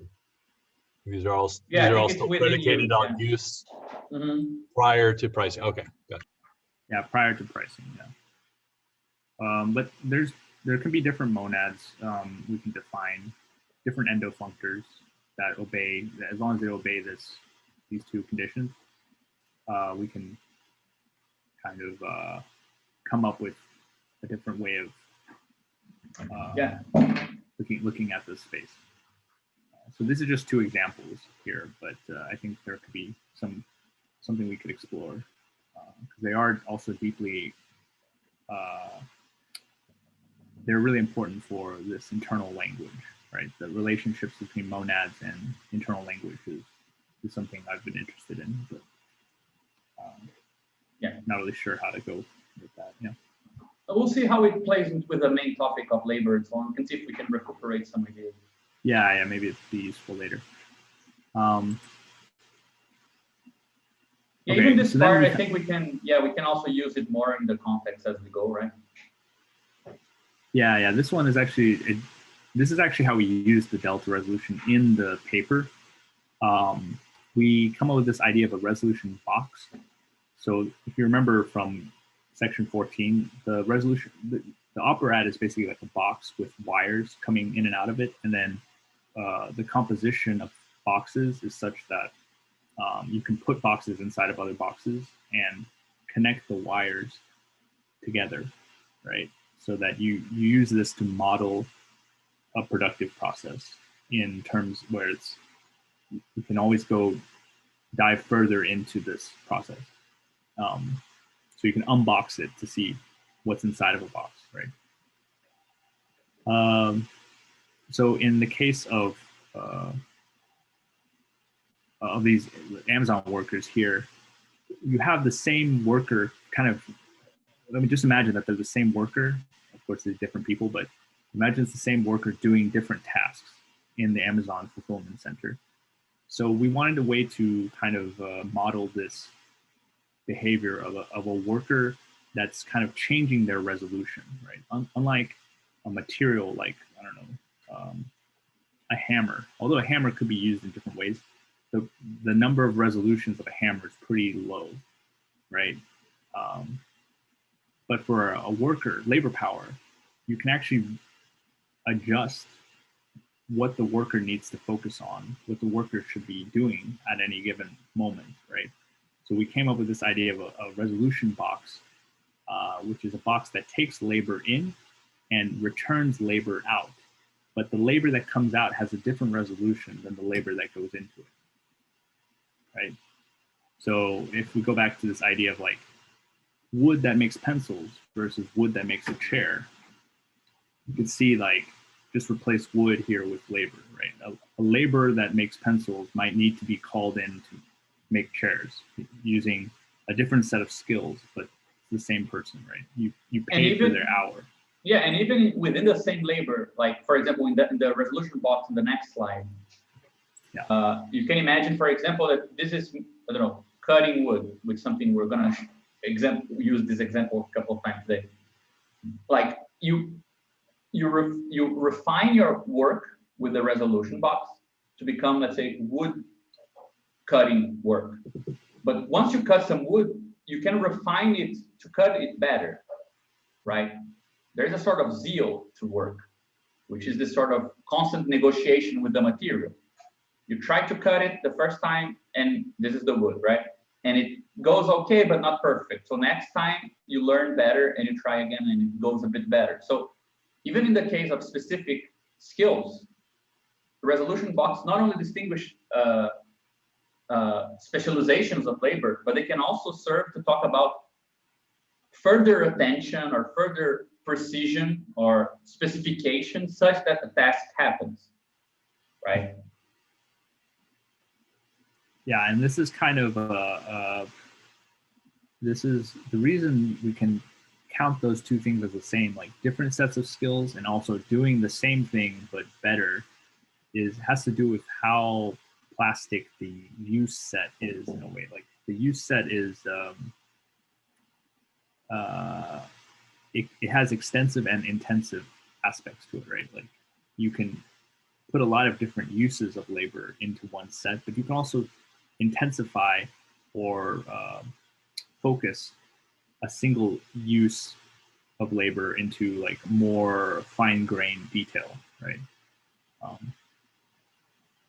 And that is part of use itself. Like the concept, I think we're adding something new to the concept of use here, which is that it is like a space that can be explored. Mm-hmm. And because it can be explored, that's where this delta box comes in. And that's also, I think, where the metaphor, again, to bring that up, the Julia set comes in, because you're kind of exploring this set of uses in ever more, let's say, finer details, right? So I love that idea, because there is a bit of an iterational recursive thing with the delta resolution box, right? Yeah. And I mean, the idea, you can plug this. Sorry, just one thing. You can plug exactly this Julia set into the box. It can be Julia set goes in, the next iteration of the Julia set comes out of the delta box. I think the right lesson to learn from that is that even very simple operations, when you make them recursive, give you very complex dynamics. So Yes. like anytime that something like that is happening, we can basically assume that the dynamics is gonna have the scale relativity. Yes. yeah, I think that this is a lot of this is a big part of what comes next in the presentation. The idea that, for example, right, this is the what, labor power. This is the how, right? Again, it's specialized, this form of skill and so on. And capitalists make surplus not really because of the what, though, I mean, the what here in our case is already a logical category. It's a commodity that behaves in a specific way, which is labor power. But this how of the production, this is where you can actually extract more structure from a place where it seems like there's no structure to be extracted anymore, right? So resolution boxes become a very important part of exploring surplus value extraction, and in many forms, not only just intensifying labor or making it more precise, but we'll see also other forms. And I think that once you have this clear sense of resolution and the idea that it's connected with how you decompose an object into parts based on relevant predicates for that context, right? You can see that there is a whole theory of this decomposition and recomposition of uses that is not really something Marx clearly develops. It's constantly at play in his theory, but it's never fully fleshed out as such. And that's precisely the field where cooperation and other forms of recomposition of laborers happen, right? So I think it's where we start finding the place beyond the gravitational pull of capital. So it is a big kind of turning point for us, and also because it gives concrete meaning to that very general statement we made in the text we published in the Crisis Critique, when we said, well, utopic socialism is all about escaping capital through space, right? You move outside. So scientific socialism is escaping capital through time. You move after. And we're developing something that tries to find ways out through scale. So sometimes you move into, right, or above in a weird zooming meaning, right? And you find structures that are not priceable in that way, rather than temporally or spatially. So resolution boxes are, for now, I think, the most concrete tool we developed that both explains a bit better what goes on and opens up to stuff that is a bit outside of capitalism in a new way as well.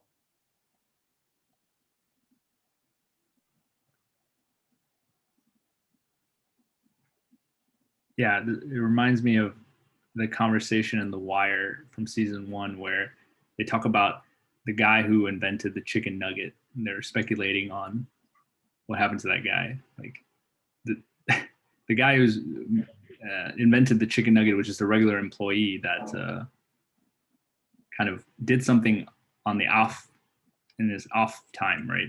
That ended up becoming a new product line. Mm-hmm. But this thing was like not part of his job. So in some sense, the resolution box is like very fragile. You could do something that's not in it, but can be then caught up in the job description later on. Yeah, I think that's No, I think we'll actually go into that as well now. Yeah, that's the next section. Okay, I can stop sharing here. Yeah, actually, I'll need to share it because I need to use the sound, share the sound as well. We prepared something weird for the next part. So, I mean, I think that we can divide this presentation in 2 parts. Section 1, 2, and 3 are more formal. Sections 4, 5, and 6 are more conceptual and developing closer relation to marks, but trying to apply the stuff that we just discussed. So the question is, what is the compositional approach to labor use? And what in terms of talking about labor specifically, what is this resolution space, right? And in which way is this a more general question than the question of measure? Because we will show that the measure of value as labor time and so on is actually a restriction of this thing we're talking about.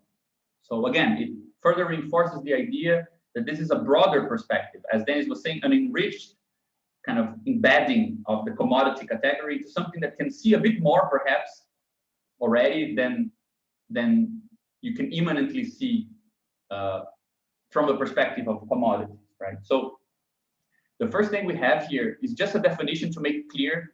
It's already an application of the method of what we call method of restrictions, but to the difference between private means of production and labor power.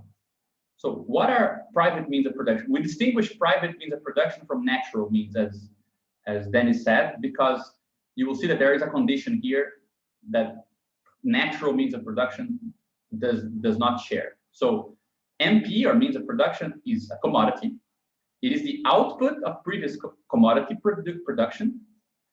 It is made, therefore, of other commodities. It is used in the production, so it goes into a new productive process. And everything you need to reproduce MP is also bought and used inside production. Right? So it is a commodity. Before it, other commodities went into its making. It is therefore made of commodities.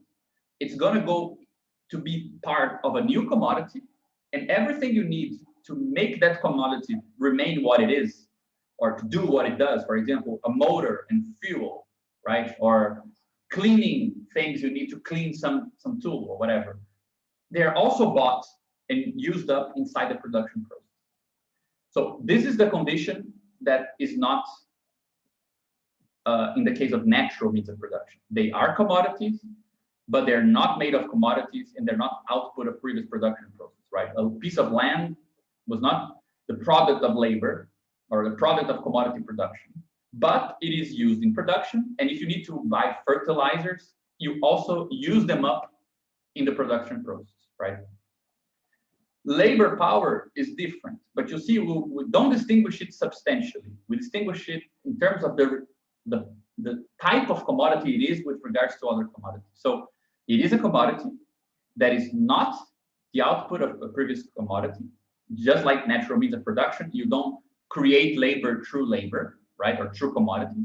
It is therefore a fictive commodity, which is how Karl Polanyi calls commodities that were conformed into the commodity form rather than produced as such. Labor is used in production, but it reproduces itself outside of production.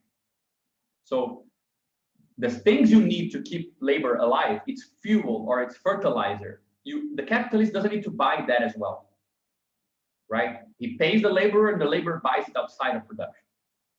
So you see, these are not, none of these define humans as capable of labor power.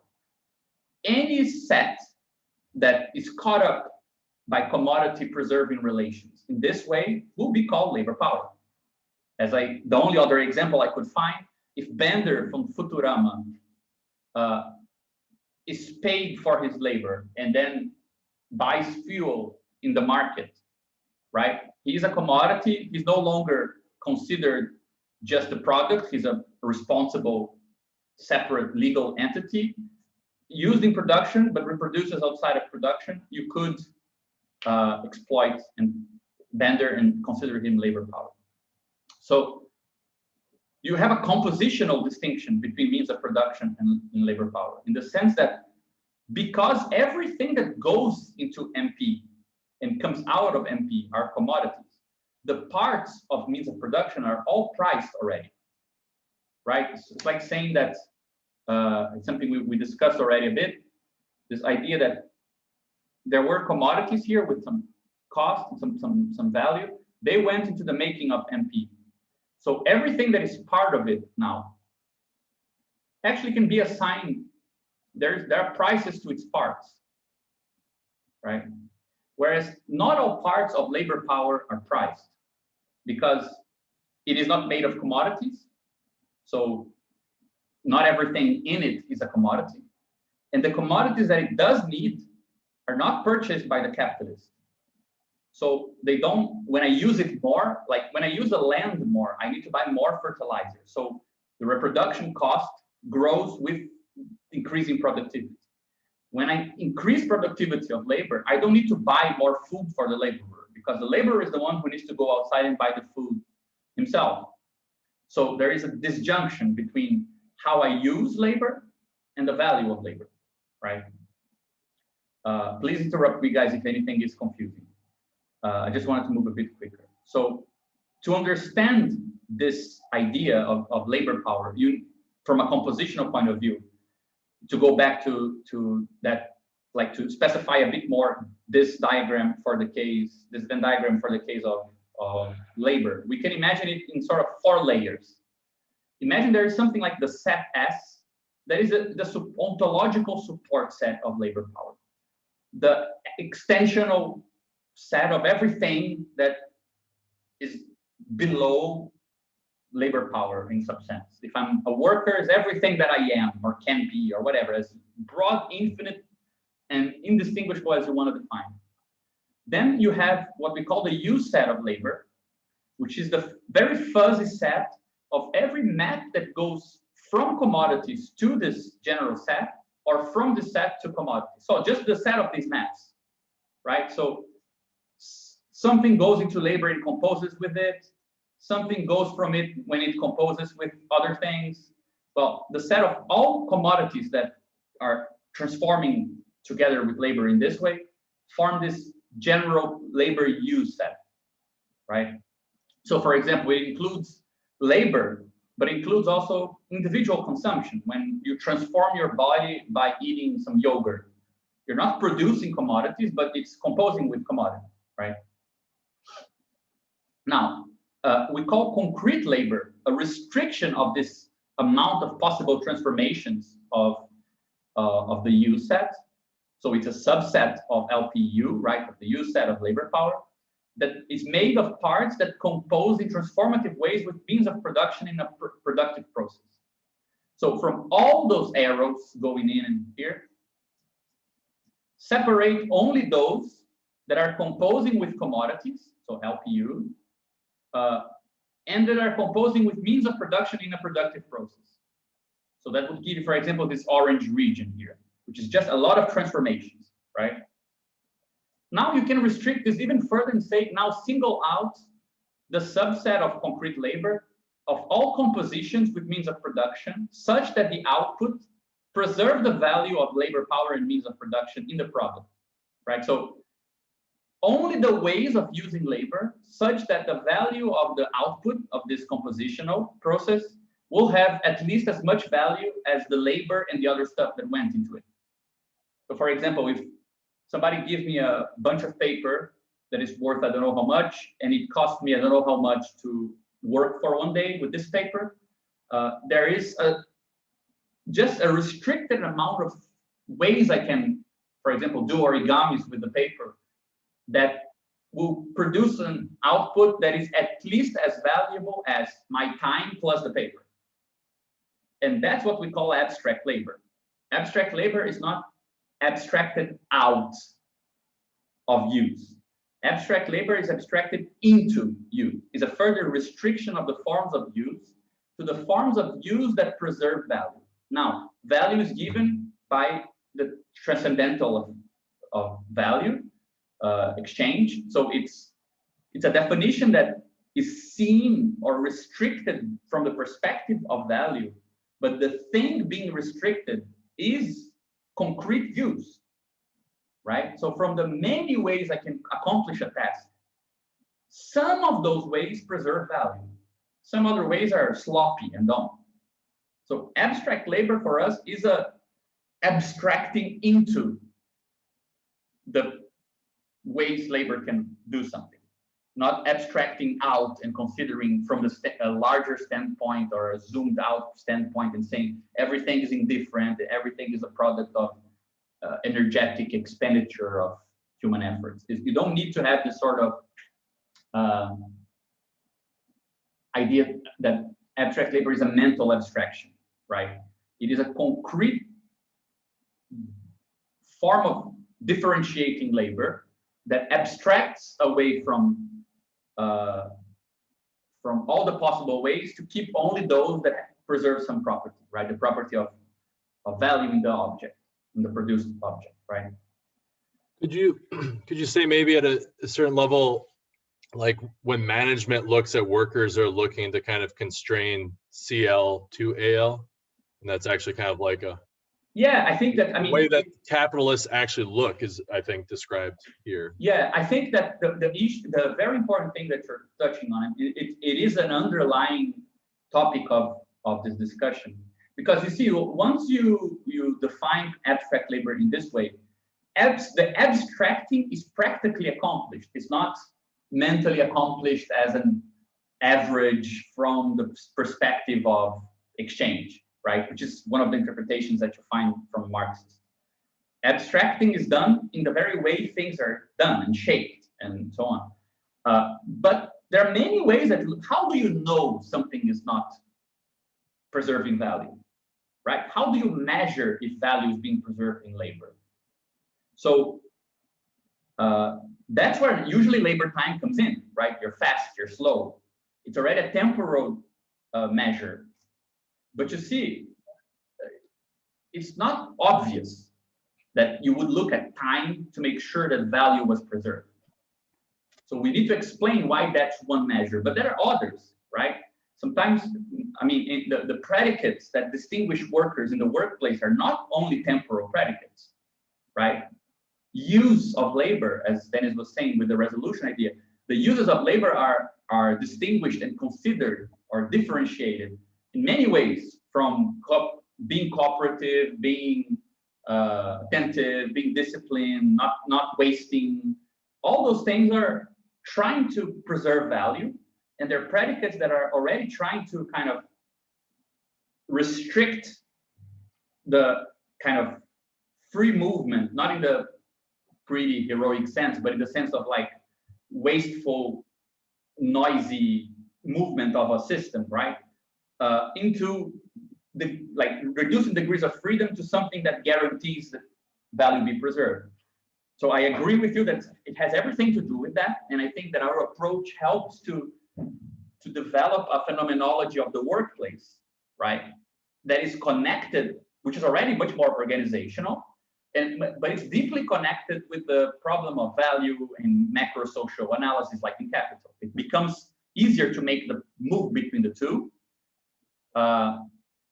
So yes, definitely, I would totally agree. There is an important connection there, right? And another thing I would just mention is that it's important to see that, well, if this blue thing here, right, is determining this fuzzy use set of labor, is not the same as the S set. So things that try to go here and capture parts of this and bring it here are bringing more structure, right, into a logical space. This is something we're going to look into now.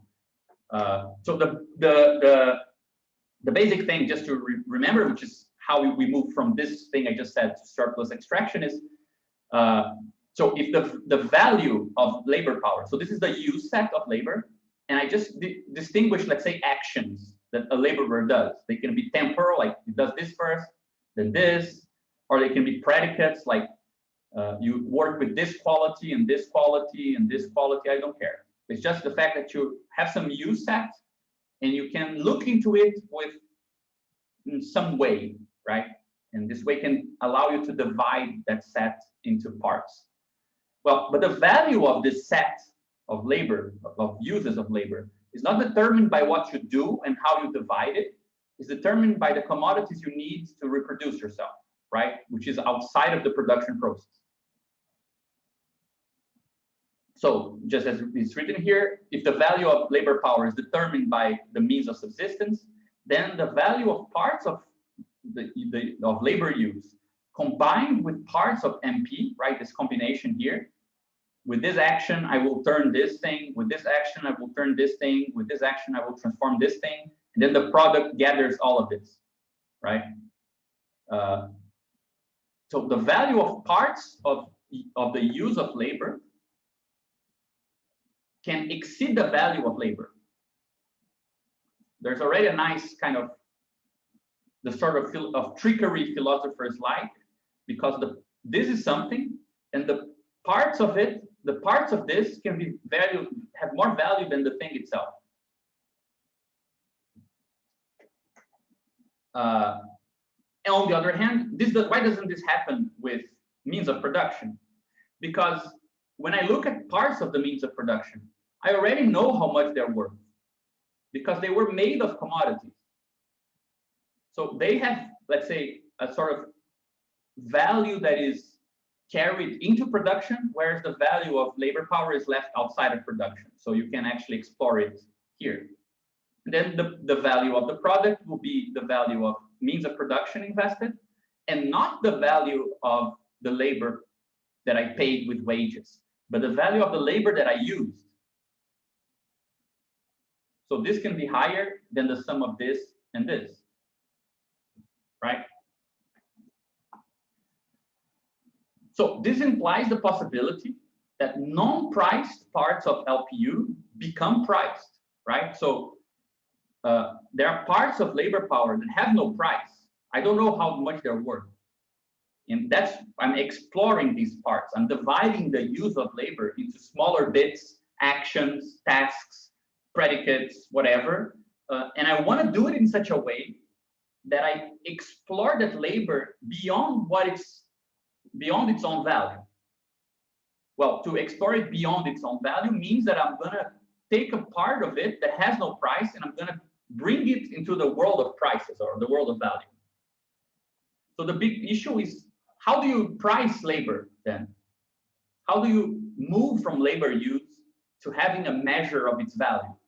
If the criteria for the magnitude of value is outside of production, how do you value these things? Right?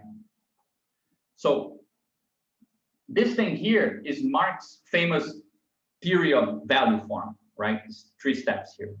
The particular value form, the sort of expanded value form, and the universal equivalent. And we showed that we can use Badiou's logics of world to translate this into our compositional approach, right? Where you make a local equivalent to I mean, I'm not going to go into it right now just so we don't spend too much time, and we already discussed this a bit. But the fact is that I think a contribution that we made is that we realized that the same logic, once you translate this into this, you can apply the same logic to derive labor time. You can start without supposing that the use set of labors is measured or is made of time. Why is that the case? Why do you need to assume that to be the case? You don't. And you can show how to derive labor time using the same principle of how we derive money. So to recall, right? First, you establish a local equivalence between commodities like this, right? You can say that they are maximally exchangeable. Then you can, for example, start looking at, okay, but let's look at all other commodities and from the standpoint of one and say, well, these two are maximally exchangeable. These are not so much. These are totally not exchangeable. They cannot be exchanged at all. So I have a list where this is equivalent to asking how much like A, right? Or A like B is. B is maximally like A. C is kind of like A. D is nothing like A, right? So you turn A into a predicate and you're assessing how much of that predicate is in other commodities, right? But then to create a universal, to expand this universally, what you do is that once you have this and you were comparing, like looking at commodities from the standpoint of A and seeing how much A-ness they have, you can create an atom, or you try to find a minimal predicate, what's called like an atomic predicate, that not only sees A, so A can be said to be made of little a, but the others can also be said to be made of little a, right? A as an atom that makes up parts of A as well as every other commodity. So it's not that we say C is A-like, D is A-like, B is A-like, but both A, B, C, and D are atom-like to some degree. So everything gets to be compared in terms of this atom. So at this point here, we found, let's say, a predicate that we can build up the differences between commodities from that predicate, right? But this is not enough to get to money. And in this case, it's nice to see that the fourth point in our development is clearer, in my opinion, than Marx. He goes from this dialectical development and then adds this in the next chapter in the form of a short note. Yeah, but then you need to find the formal use value because you need this basic atom to have a property. It's not enough to just be a predicate that sees, that, let's say, allows you to recompose A, C, and B, but it needs to have a particular property, which is to be homomeric, right? To be able to be partitioned into smaller versions of itself while keeping the same quality. So that I can say, for example, if A is not very much like B, okay, it's B to the P degree, and I have that atom here that sees both A and B. There is a version of A, which is, let's say, smaller A, that sees a part of A, a smaller part of A, and makes that part of A maximally exchangeable with B. So just to turn it into numbers, right? You have A and B, and you say, oh, they're not maximally exchangeable. It's because this costs 100, and this costs 100. Sorry, costs less, like 70. Well, if I have money as a predicate, I can see a version of A that only costs 70, a smaller, and then these are exchangeable. So this possibility of ordering all possible values in terms of A gives you a totally ordered version. For example, when you go to 100, 70, 60, and so on, right? So this is more integrated in our case, I think, than in Marx's case.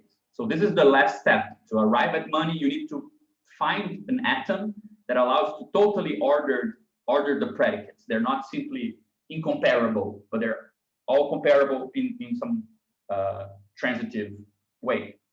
Yeah, I would add here that it's not necessary that an atom that is compatible with a bunch of other atoms needs to be a totally ordered measuring stick. It just happens to be that money is totally ordered and has this property. Yeah, exactly. But it is also possible to consider, like a measuring stick which is partially ordered and yet is compatible with a set of other measuring sticks. Yeah, true. You could end here, right? Yeah. So once you have this logic, which I presented very poorly, you can actually derive socially necessary labor time using it. You can imagine, for example, that you compare a way of one person working to another and say they work kind of like each other to the P degree. Or you can start comparing workers and say, well, C is very much like A. D is nothing like A at work. And you compare them based on one example, for example, right? You can have a model worker and say, Karen is really not like, you know, John, in the sense that John is a very good worker and Karen is not like him. And the other person is very much like John, right? So you get an expanded comparison. So B works more like A, C works less like A. And then you can find an atom, it's kind of like a W, where we are now predicating not based on the worker, but on the way of working, for example. And we can say that, well, A is maximally like this way of working, B is not so much like this way of working, D is more or less. And we call this something Marx didn't use, which is socially necessary labor use. Again, as Dennis was saying, like this can be an atom, like a predicate, a way of working that we define, that is compatible with every other thing we're looking into, right? John, Susan, Karen, and so on. Their labor use, but it's not totally ordered. We might not be able to totally order these comparisons, right? But there is one predicate that we know that is composing every work, right? And not only does it compose every work, but it also has the same property of money, that it can be divided quantitatively into totally ordered parts, which is time. With the predicate time, now I can totally compare. I can say A goes here, B goes here, C goes here, and so on. So you can use exactly the same logic that Marx uses to derive the value form and money to derive socially necessary labor time. You don't need to take it for granted that we cannot talk about it because it's from the space of use. No, you can actually construct it. And why time would be a measure? Time is a good measure because it's kind of isomorphic to the money form, right? At the same time that it offers a predicate that allows you to construct and relate to other predicates in the labor space. Does that make sense? Like, is that okay? Yes. Yeah, I mean, one thing here is like loss of information, right? Like from 3 to 4 in both money and the socially necessary labor time, we can talk about like the space of possible. Yeah, this is where the delta is very operative, right? Yeah. We moved from ways of working, which is a very rich kind of predicate space, to taking time, faster, slower, and so on, right? In the same way that we moved from comparing every commodity in terms of how much like a cigarette it is, to simply, you know, being totally ordered, like being more or less, right? Yeah, exactly. So there's a question of like alternate forms of compatibility there, but yeah. The thing that I wanted to explore is that usually we start with labor time, and that's the discussion. But this thing that Dennis just said, this move here, which it has some loss of information, it could not have happened, or it could happen otherwise. It's very interesting for us. So, and also because there is a certain tension between something that could be partially ordered here, right? These values, like comparing A to B and saying it's P degree, and then to C and saying it's Q degree.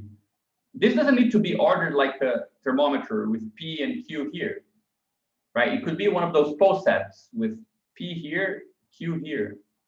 And then they're just different. They're not more, like, you cannot really include one into the other, right?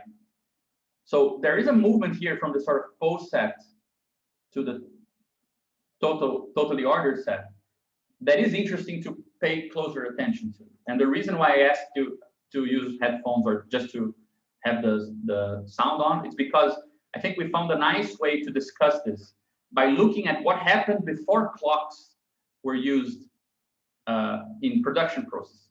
So this is a really amazing book. I really suggest it. It's a pity Caron is not here. I hope he gets a chance to watch the meeting later. But this book tracks the history of how music was used at work in Britain. And they separate 5 kind of uses of songs within labor processes throughout, let's say, the last 600 years.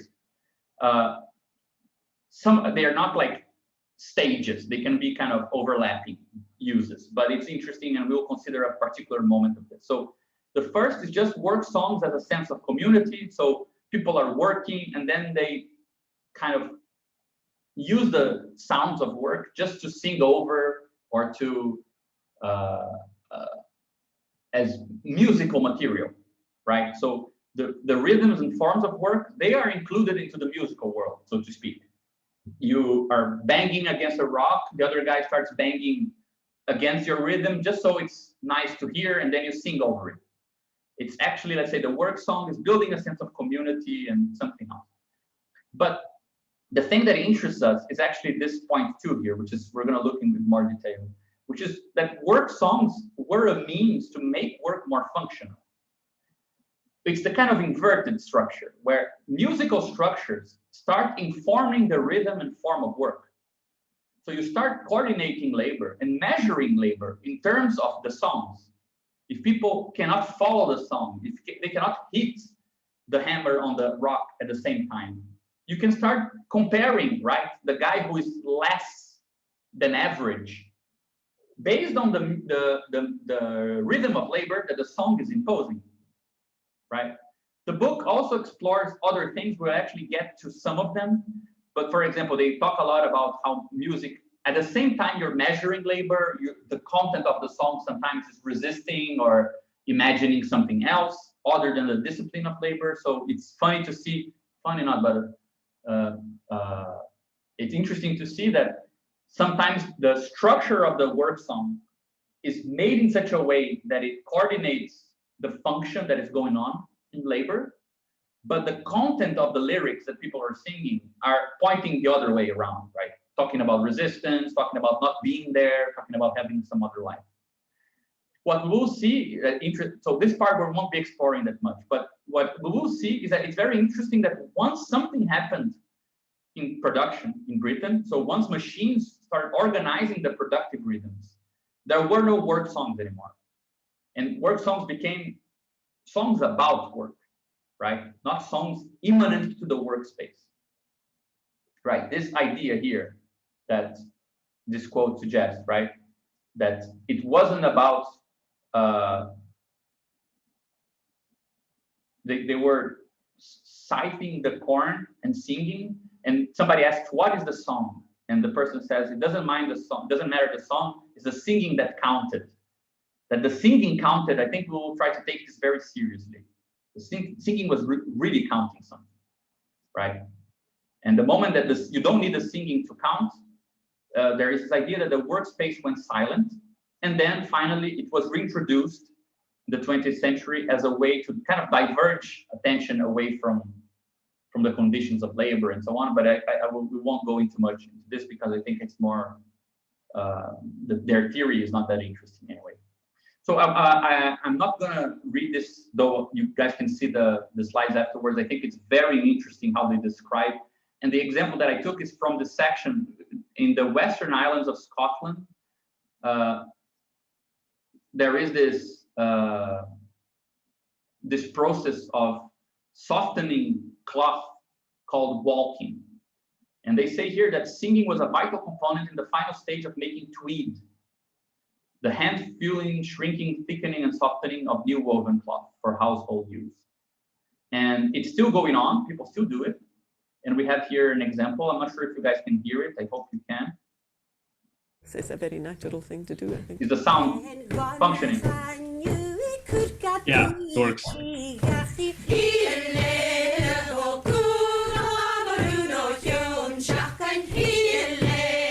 I just absolutely love these songs. It's real rootsy stuff. They're Yeah, so this simple guy is and the versatile that worst. you can pin a lot of stuff on them. And that Yeah, makes but you them can see what they're doing, right? I'm just gonna mute it. they're singing and then they hit the cloth against the table in the rhythm of the song. And what this little clip doesn't show, but another part of this clip shows, is that they hit it against the table, then they move it like to the side, and the other person grabs in another place of the cloth, and then they continue banging, right? Here's another couple of examples of the similar sort of word songs that are part of the process.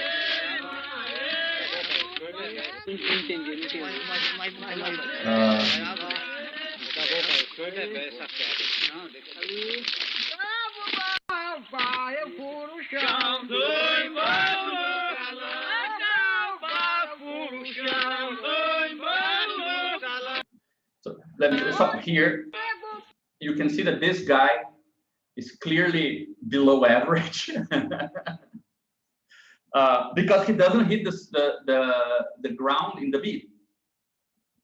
So you see, like the song induces a sort of way of measuring labor that is not yet what Marx would call labor time with chronological time to associate with abstract time and clocks and so on. But it's actually already allowing you to see value inside of the production process. You can start seeing ways of, let's say, predicates that do capture something that allow you to compare workers in terms of what's socially necessary for them to be doing, right? I think there's another example here.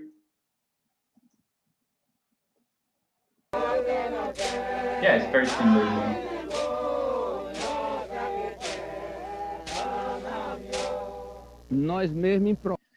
Yeah, I think I didn't stop the video in the right place, but it's very interesting. For example, the songs are usually you sing on top, and the rhythm comes from labor itself, right? It's not somebody else playing. Though there is a stage, and in some situations that's how it happens. Like say in sea shanties in ships, the ropes don't make noise. So either you have a separate person who plays something to mark the durations, right? Or the singing is more syncopated, such a way that you can hear not syncopated, it's more mark the pulsation so that you can hear it.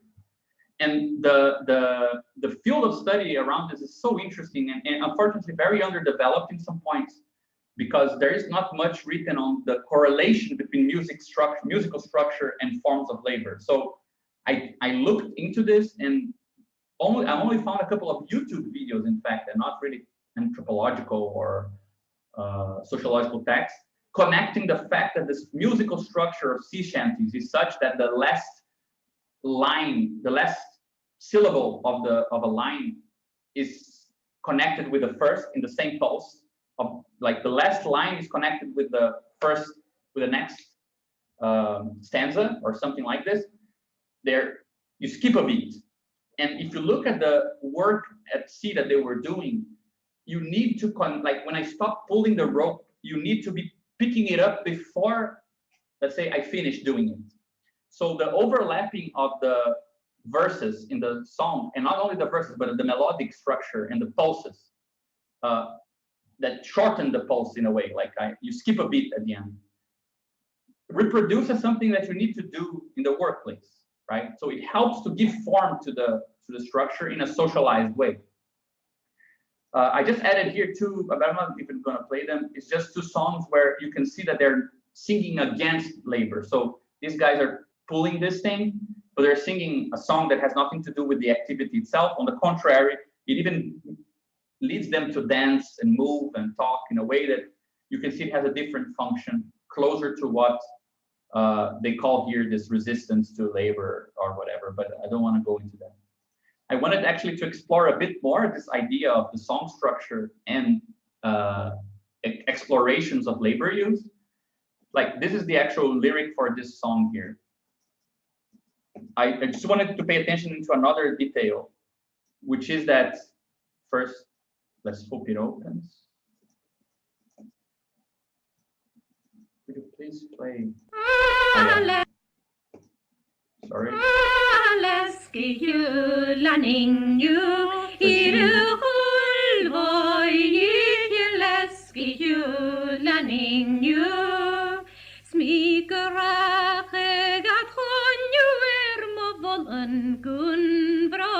Then again.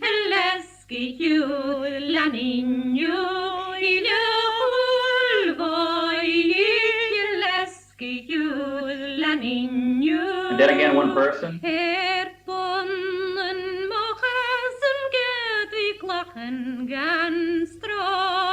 And then again, everyone. So I just added this. These are sung by one person, and then after every call, like what's called, right? You would call this like a call. You have this answer or response that everyone does, right? So you set up with a call, and then everyone responds. And then again, you set up the call, and everyone responds, right? So it's interesting to consider this sort of work song as a possible atom of labor use, because first it offers, like, the steady pulse of the song corresponds to physical activity, right? So in the case that we saw here, which is actually It's a very natural thing to do, I think. There is an activity that goes together, a labor activity that goes with the pulse, right? The call and response structure connects workers. So there is a call that establishes the pulse, then everyone needs to repeat the pulse, right? And as they sing, and scans, like make the scansion of their active actions fit to the pulse established by the call, right? It's interesting that you have a weird form of organizing that time so that it's not so subjective. Like a lot of things, a lot of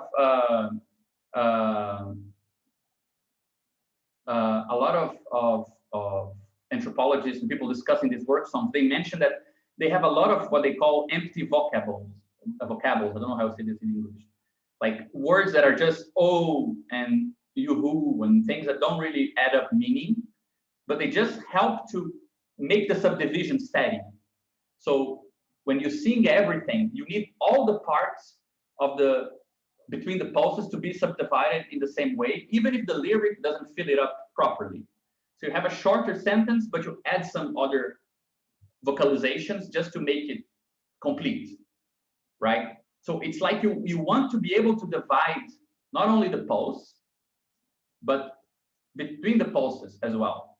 That's what I call a weak homomerism, that this is a quantity, and if you divide it into a smaller part, this is also a quantity, right? But it's weak because it has a very loose threshold, a very, it breaks off very easily, right? And it's also linear. It establishes some linear measure because it's kind of seen to be in poor taste to repeat songs. If you sing one, then you need to sing a new one, and then a new one, you cannot go back. So you can actually get a sort of measure of all the work songs that fitted into that work day, right? So I made a little idea here on how to think about this. So imagine this is the process that they're doing there in that video. So the cloth comes in, it goes through, let's say you hit the cloth, you pick it up, then you hit it against the table, then you move it to the next person, and then you repeat it, right? And then the soft cloth comes at the end.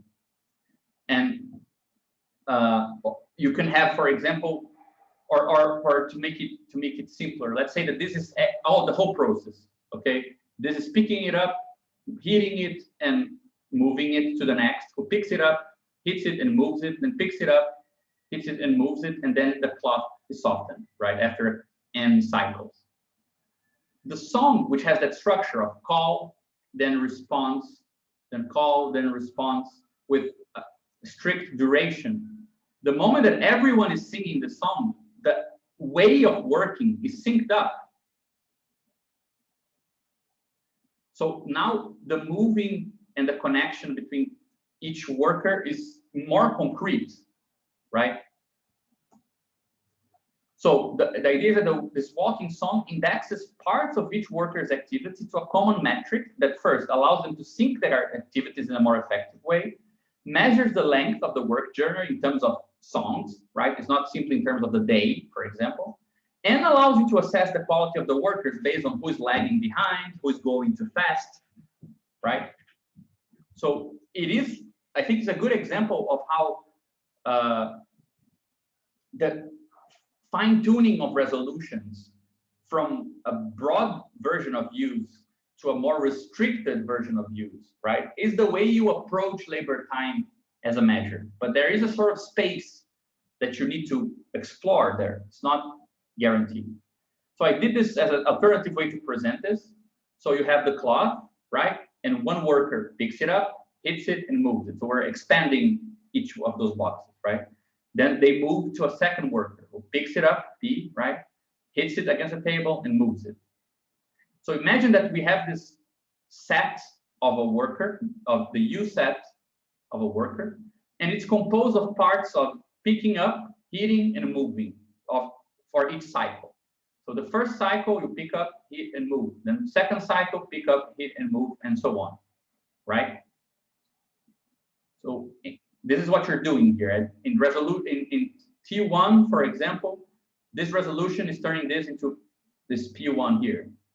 Then at time 2, this resolution box is turning the same labor into H1, sorry, right? And then at time 3 is turning it into M1. Now, imagine that we add to this worker, to this labor use set, rather than the worker set, we have the singing worker with P line, H line, and M line. So you're not only picking it up, but singing the part S1 of the song. You're not only hitting, but singing S2 of the song. Not only moving, but singing S3 and so on and so forth, right? So even though this is still picking up, hitting, and moving, you're adding an action. And those actions, singing, they correspond to the response and call and response and call and response structure of the song, which is divided in more constant durations, right? So if we now go back and we imagine that every one of these activities has a part of it, which is now this S part, which is not only picking up, but I'm also singing while I do it, right? What you get is that the resolution changed. It includes the singing. So I pick it up and sing 1. Then I hit it, but sing 2. I move it, but I sing 3. Well, when I was picking it up and singing 1, someone else was moving at the time of S1 as well, of that first moment of the song. So my picking up will sync with their moving more smoothly. When I hit it against the table, I was singing S2. They were also singing S2, so they hit it together with me. So the sound is like in unison. And when I sang S3, they were also singing S3. So when I move it, it's the same time as which they're picking. So it's in sync again. So the song helps to make this sync together. I think we could make, is this clear? Just to make sure. I mean, this is totally crazy. So just to make sure it's okay. I know Dennis already, even Dennis gave up today. I think that makes sense. Yeah. And also it brings up an interesting question, kind of going back to Pedro's talk last week, because you said, like, you know, the song isn't as, you can't fine tune homomerically a song the way you can with money resolution. But kind of like with questions of algorithms, what about like the freedom to decide, or the space of creativity to decide, okay, we want to suspend how homomeric this is because we actually prefer to create a workspace that we organize by song. And it's still like legitimate. You can still formally model work to it, but it's like, I don't know, it's just interesting because it opens up the space. There are basically like less apt ways to divide labor time that might be better for the workers themselves, if that makes sense. Yeah, there is this work song project that does exactly that. They want to create recordings of songs in action and explain how songs work so that you can also create songs to better your work. So they do this sort of thing. The thing is that homomerism is not an enemy, right? Totally ordered in value is closely connected with facilitating the consistency of a large space of value relations, right? If we couldn't project relations between commodities into relations between parts of one commodity, which is money, we wouldn't have a measuring stick that is functional everywhere we go. So I mean, just not to make it seem like this is a beautiful, rich thing, and then money is a terrible, reducing thing. That's part of the problem at hand, right? This is also very local. The song, once the song ends, it's over. If people sing slow, the guy who makes the call is in a bad mood. You measure everything differently. So it's locally very interesting, and I think it's, in my opinion, it's an interesting critique of some things that Moishe Postone presents in this book, which is a great book about the relation between time, labor, and capital. But he talks about abstraction of time as a sort of, as if there weren't really steps between the workday as this sort of large duration between, you know, morning and night, and people couldn't measure what happened inside. And then the clock was brought in, and abstract time divided this into parts. But even before clocks were around, you could already start seeing people dividing in a sort of proto-chronological way, a non-subjective pulsation of work.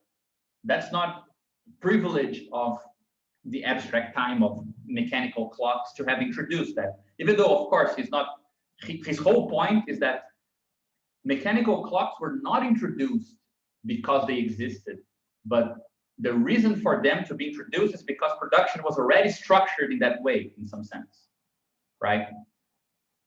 So he talks about how China bought a bunch of mechanical clocks from Europe and didn't use them for production, because the logic of production wasn't to measure up every little bit of value from labor. So why would you want to measure labor in terms of time, of chronological time?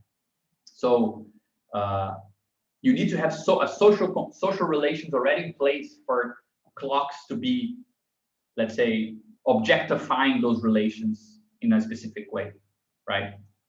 And we can do exactly this, talk about the clocks. What will clocks be doing? Rather than having the song structure, which is very loose, it has parts, it has segments, it has a pulse, it has some social connection that objectifies it, but it can have slightly different pulses, it ends very quickly, it still is, let's say, valid only for those who are singing or hearing it, right? And with a clock, right, with a temporalized worker like this, with a clock you have some mechanical recursive function that given one instant you have the next and the next and the next and the next. Is very strongly infinitely divisible, right? So you start being able to assign to P some instance, and to hitting some instance, and to moving some instance, and you can say if it's too fast or too slow with regards to it, right? And this, unlike singing, to sing is to add something to, let's say I was going to pick something up, but I sing it as well. I sing the first beat, right? But with regards to time, I don't need to add time here, right? In a certain sense, time was already part of what I was doing. It takes some time, right? So in that sense, since every action takes some time, it is already an atomic predicate of every action. You could already describe it in those terms. It is more objective than the song. It's already shared by all workers. It could not be shared, right? They're absolutely homomeric and not just kind of subdivision wise, right? You have 1, 2 bits and then you divide them into smaller subdivisions. And it's totally independent from any cycle. It doesn't require you to restart it or anything like this, right? So you could just imagine that you add this sort of machinery. And I just added this here because if the clock is kind of like adding a bit of a motor or sort of energetic thing, right, that will give you through some transmission system some effect, which is steady tick-tock, right? The way that Marx describes the industry as a system of machinery and machines as being generally of the form of a motor a system of transmission of energy and a system of tools, it's like you turn the factory itself into a big clock. So that's why I just added this to remind you. But ultimately, you get to index resolutions on time and sync activities in this way, right? But you can already understand it as a development on top of what work songs were doing.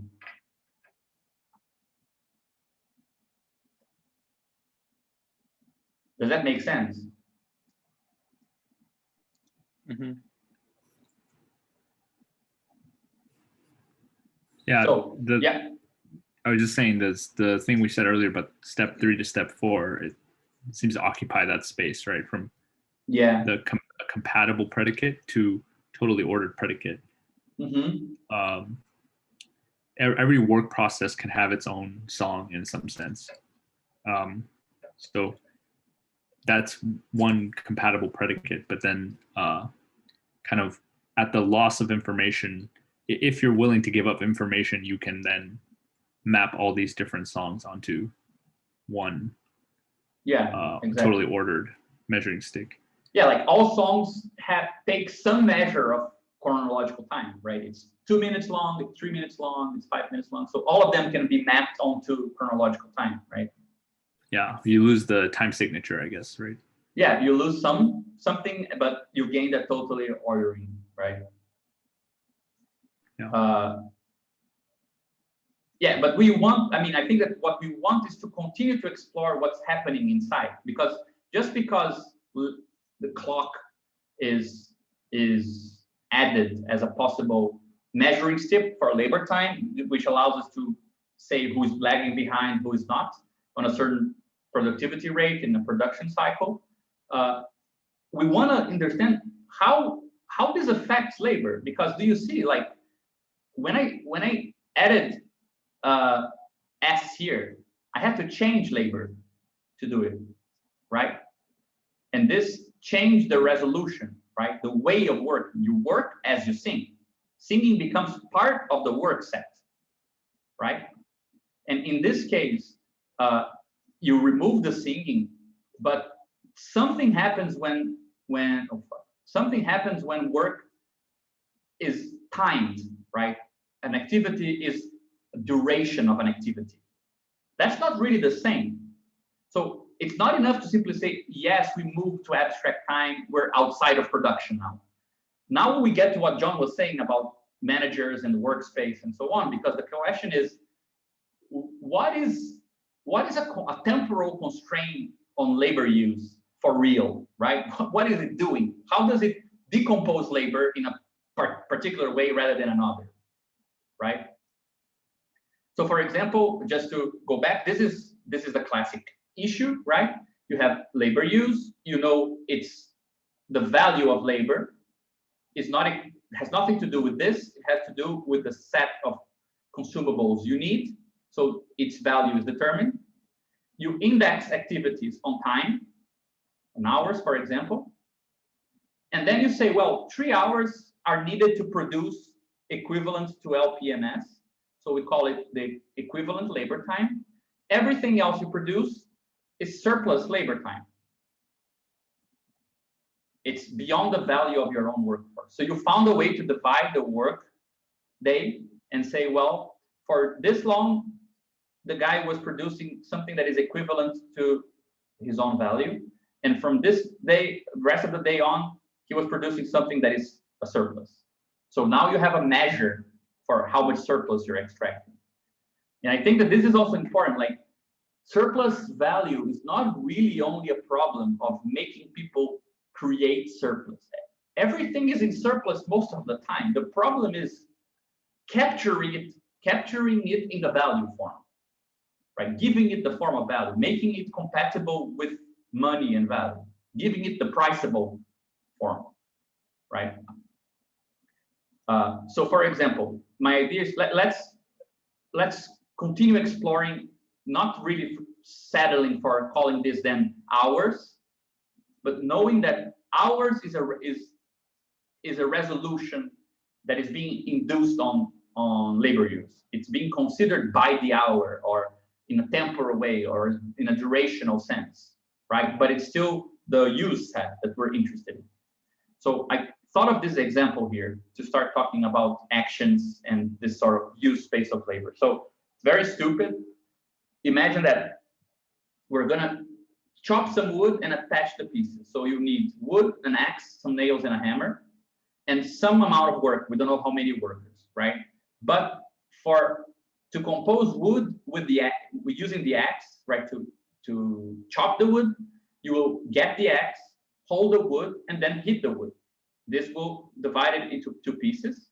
Then using the nails and the hammer, which you pick up the pieces, get the hammer, get the nails, hold the pieces, position the nails, and hit the nails. I'm just calling it 1 and 2 here because there are 2 steps, right? But I'm not saying how many people are doing it. So one worker could do both of them. Imagine there's a delta resolution here, 1 labor power. First, I go and I get the axe, hold the wood, and hit the wood. Then there's another resolution in which perhaps with more care and I need to approach it differently. I'm picking up the pieces and they're no longer, I don't no longer see them as like a raw matter. I see them as pre-processed, something I need to be careful. I need to preserve the form in which I cut them. Something is different, right? It's a different resolution of labor.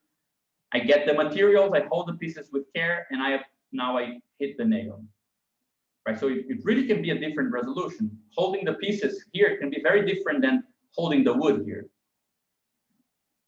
Something like this, right?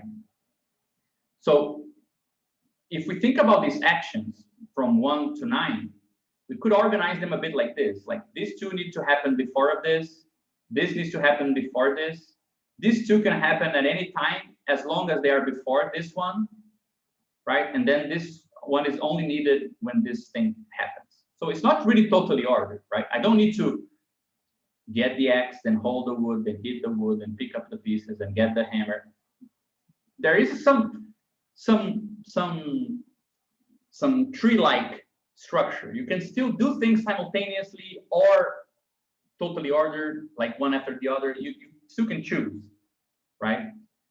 So for example, imagine the first situation where I'm employing 2 laborers, LP1 and LP2, right? And LP1 will do actions 1 to 3. That's, let's say, the resolution of LP1. And LP2 is doing 4 to 9, right? So LP1 will get the axe, hold the wood by himself, then hit the wood, and then pass on to LP2, who picks up the pieces, gets the hammer, gets the nails, holds the pieces, positions, blah, blah, and hits the nail, right? It becomes totally ordered because one person's labor use set is indexed on time. So they can only do one thing after the other, right? So I'm actually mapping this to something that is totally ordered like this. But I could, I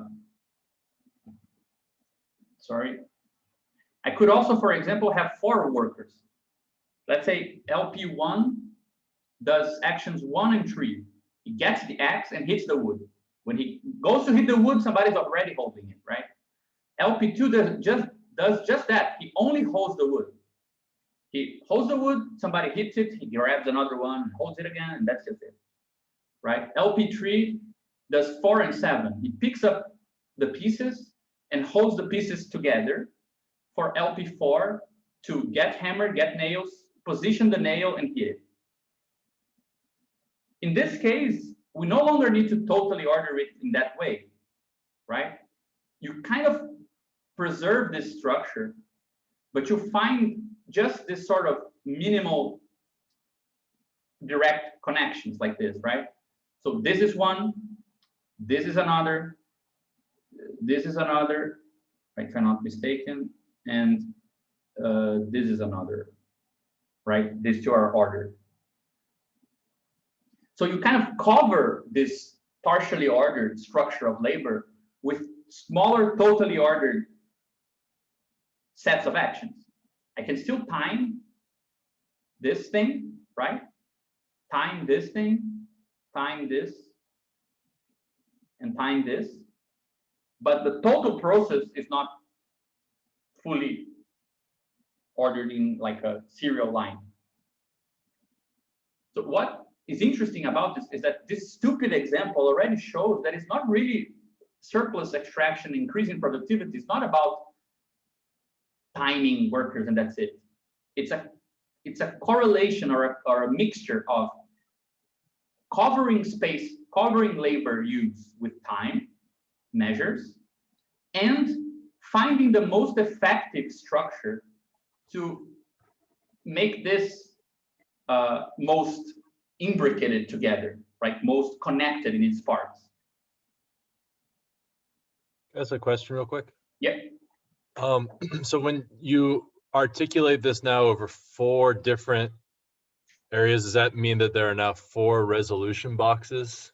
Yeah. And each one of those workers are now looking at it from 4 as opposed to the diagram 3 ago where you had 2 resolution boxes in the original operad? Or are those? Yeah, like here, right? Yeah, it would be like you have LP1 going here together with LP2, each one with a different resolution, right? And then LP3 and LP4 going here. Okay. So if you went the other way then, and like if I was doing all that by myself, there would be 1 resolution box for the whole process. No, it would be 1 LP with 1 resolution here. Actually, perhaps with many, right? Like this. I don't know. Then LP here with another resolution, right? 1 LP with many resolutions depending on the part of the process.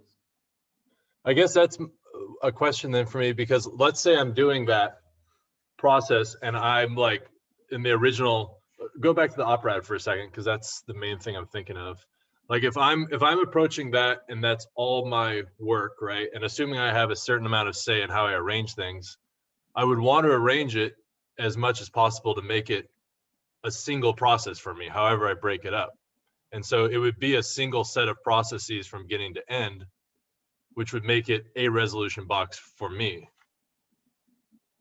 Yeah, I mean, remember, operads allow you can write it like this. Mm-hmm. The same thing as is above here. Imagine you just cut this like this and close it. And Okay. Yeah, you can always you can open the box further, right? What you just said is like, imagine that the appropriate description is at this level here, and close this description here. I don't want to look inside. Okay, yeah. So right? we have the freedom to do that in this. Yeah, this thing is fine with that. And I mean, we could call it that create a sort of range, right, of resolutions. You're going to be looking at wood and at axes and hammers in a certain way. So some set of properties are relevant, and those are all the relevant properties for all the process, right?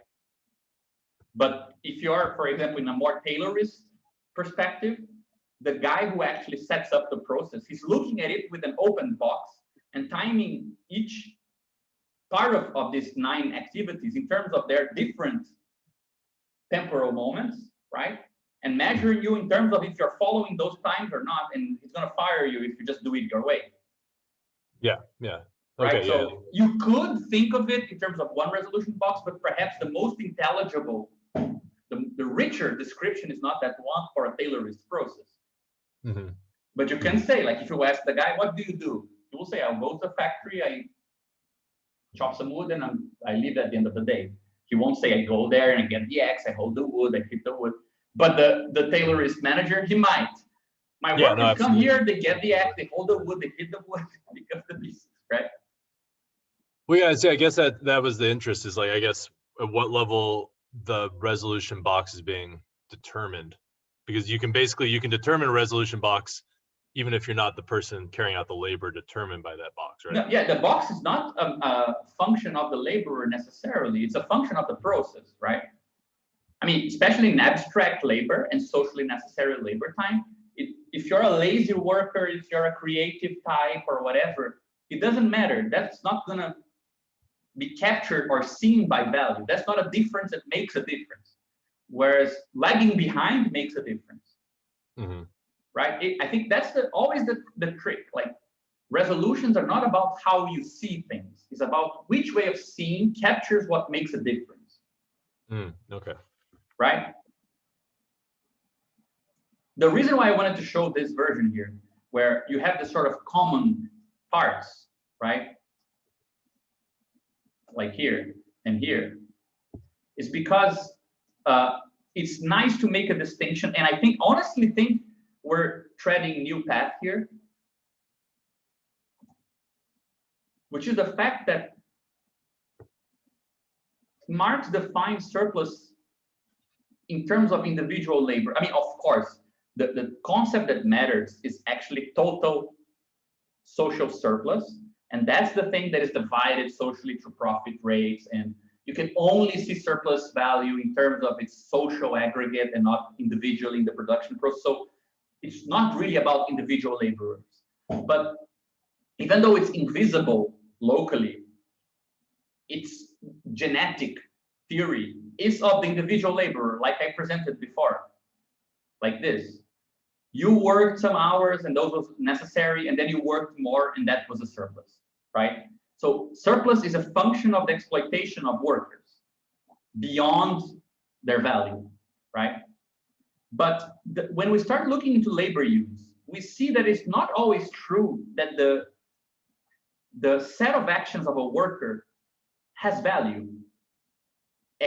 when you don't consider it together with another worker, right? So when I look at the use set of a laborer, it might be composed of actions 1, 3, 7, 8, and 10. I don't know. I just made up, right? Made at time t1, time t2, whatever. But if you look at it, you don't see how value could come up from doing those things unless you remember some other worker was doing action 2 after you did 1 or together with it, then 4, 5, 6, and 9. Right? I thought of a so the idea here is imagining that even though in a certain sense capital only buys labor individually, right? And this use, and is interested in measuring it in terms of hours and measuring the point below which you're producing surplus. And then, for example, establishing the average for every worker between EQ and LPS, like this, right? Which is a measure of exploitation. Even though that's how capital sees, or how value sees labor power as these units that can be exploited beyond their limits. The labor process doesn't see laborers like this. It sees this use sets with parts, and then it's interested in the set made up of the composition of these parts together, right? And this set here is not the same as just the combination of these two. So this is what I'm calling the collective surplus labor. It's not really a function of the individual laborers, but it's something like, it's not simply the definition of the parts of labor can have more value than the set of that part, of those parts. It's the idea that there is some weird set made of the parts of labor. And this set is not the same as the set that has these two laborers inside. It's something else. So just to give a bit of an idea of what we're talking about, imagine something like this, okay? This is, I forget now, oh my God. This is a very classic preludium by Bach. I remember, I got this idea just because I have this problem. I'm a terrible piano player. And my biggest problem is that I cannot get beyond the fact that I have two separate hands. And I feel like this should structure music into two parts. Like one thing that I play with one hand and the thing that I play with the other hand.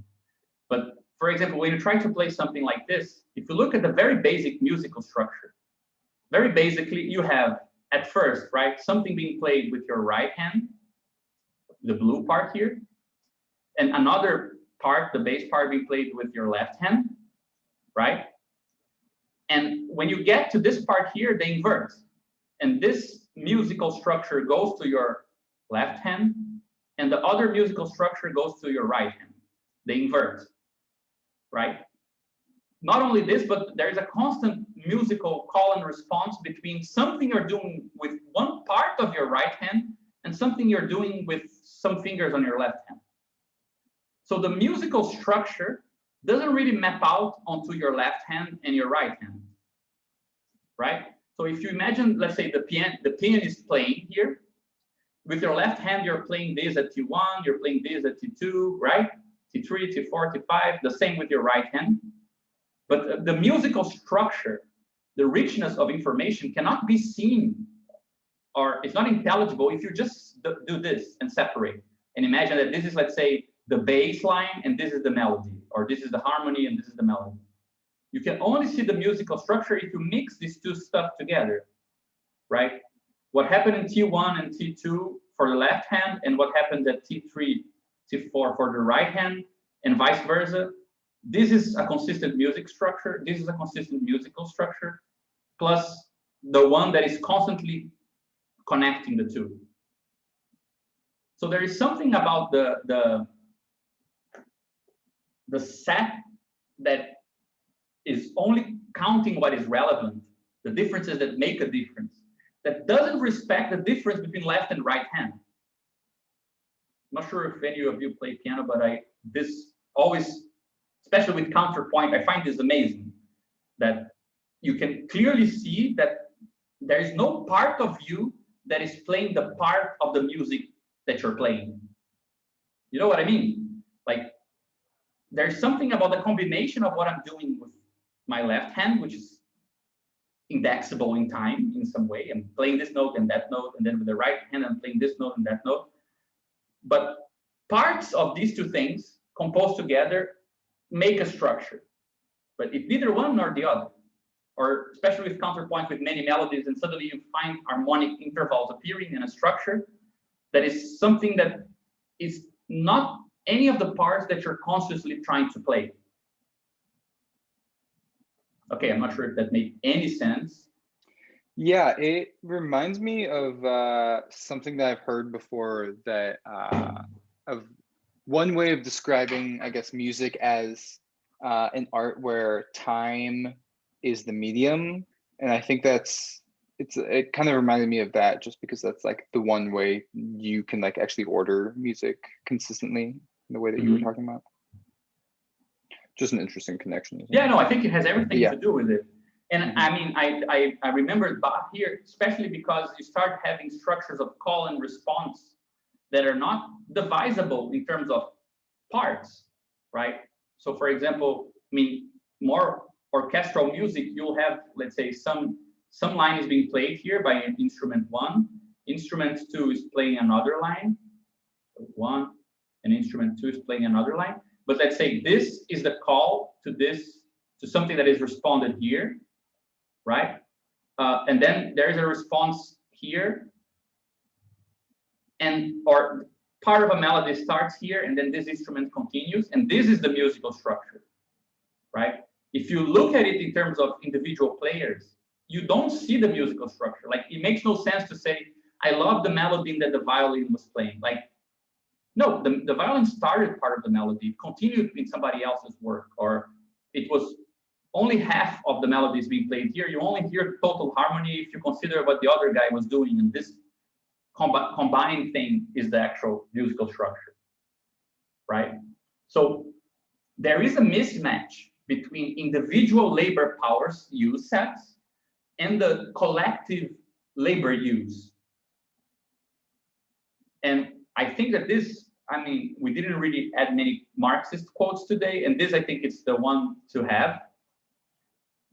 At the end of the chapter on cooperation, he says this. I'll just mention 2 parts here, which I think are good. So the combined workday produces, relatively to an equal sum of isolated working days, a greater quantity of use values, and consequently diminishes the labor time necessary for the production of a given useful object.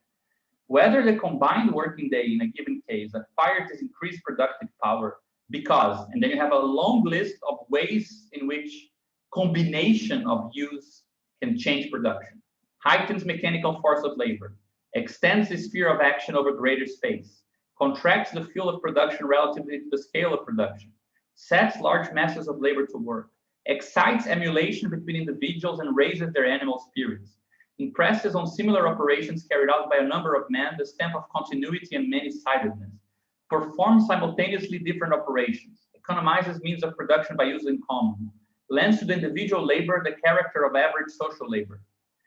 Whichever of these is the cause, the special productive power of the combined workday is under all circumstances the social productive power of labor or the productive power of social labor, meaning it's not the productive power of individual labor counted together as an average, right? This power is due to cooperation itself. When the labor cooperates systematically with others, he strips off the feathers of his individuality and develops the capabilities of the species. In the same way, I would say that when you're playing together with a large ensemble, it's not the case that, and this is the crucial part, which I'll return to in a bit, it's not the case that you have like a bunch of units and then you sum them up together. But is that from the perspective of the total musical structure, you're playing a part of it, and this other guy's playing a part of it, and this other guy's playing a part of it, and you might be playing this part and then this part. They interact on your point, but the decomposition of this totality doesn't necessarily preserve your individuality. You see the point? Like once you have the perspective of common labor use, the sort of composition of many labor uses, the building blocks from which you arrived at this total picture allow you to decompose the total picture in something other than the original building blocks. So for example, I come into the orchestral rehearsal as a violin player, but when I'm playing, I'm actually just the support of a melody line, then some other harmonic structure, then something else. It's not useful and it's not adding intelligibility to distinguish the orchestra in terms of individual players anymore. Not even in terms of common instruments sometimes, right? So I think that this is the truly important part, which is this idea that this adds up to this, but when I divide this into parts, I decompose it into new parts, which are not necessarily the original ones. Whereas, how does capital do this usually? It takes laborers, it puts them to produce and add some value. If this set is larger, right, this thing here, it's just referred back as individual surplus rates. So you project this collective cooperative dimension back onto its effect, which is to increase productivity, make you work longer times for free and it takes less time to pay up your value, right? So just to complete, he says, so when the capitalist does this and he buys a bunch of labor power, he pays them the value of, let's say, 100 independent labor powers, but he does not pay for the combined labor power of the 100. So you see, combined labor power of the 100 is an added thing. And this cooperation only begins in the labor process when they have ceased to belong to themselves. So it's not something that we have, right? We enter isolated into the production process as separate private property owners who own their own labor. It's under capital rule, we are incorporated into capital, that we exist as cooperators, as members of a working organism. They are but special modes of existence of capital. Again, once you enter into cooperation, that individual distinction between workers is no longer the best distinction, the best resolution. And workers are divided into tasks, divided into moments, divided into other things, right? And the power that comes from that finer resolution to which you're seeing use, right? The productive power developed by the laborer when working in cooperation is the productive power of capital, because it's capital that creates the situation for this to happen. So this power is developed gratuitously. It's not that it's unpaid labor in the sense of parts of your use capacity that you brought in and I didn't pay for it. It's actually something that was emerged there, right? It's developed gratuitously whenever workmen are placed under given conditions, and it's capital that places them under such conditions, right? So the idea here is that labor time is a measure of value induced on parts of individual labor power, right? Parts that can be divided between equivalent and surplus labor time. But surplus labor use can rely on the composition of parts of individual labors, forming a set, actually it should be here, right? A set of collective work of subsets of LPU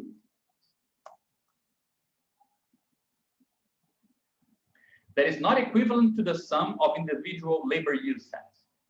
In these cases, total surplus labor time, the amount of hours that were worked for free and which can be treated as an average per worker, should be treated as an indirect measure of an exploration, right? Not exploitation merely, but kind of a laboratory, right?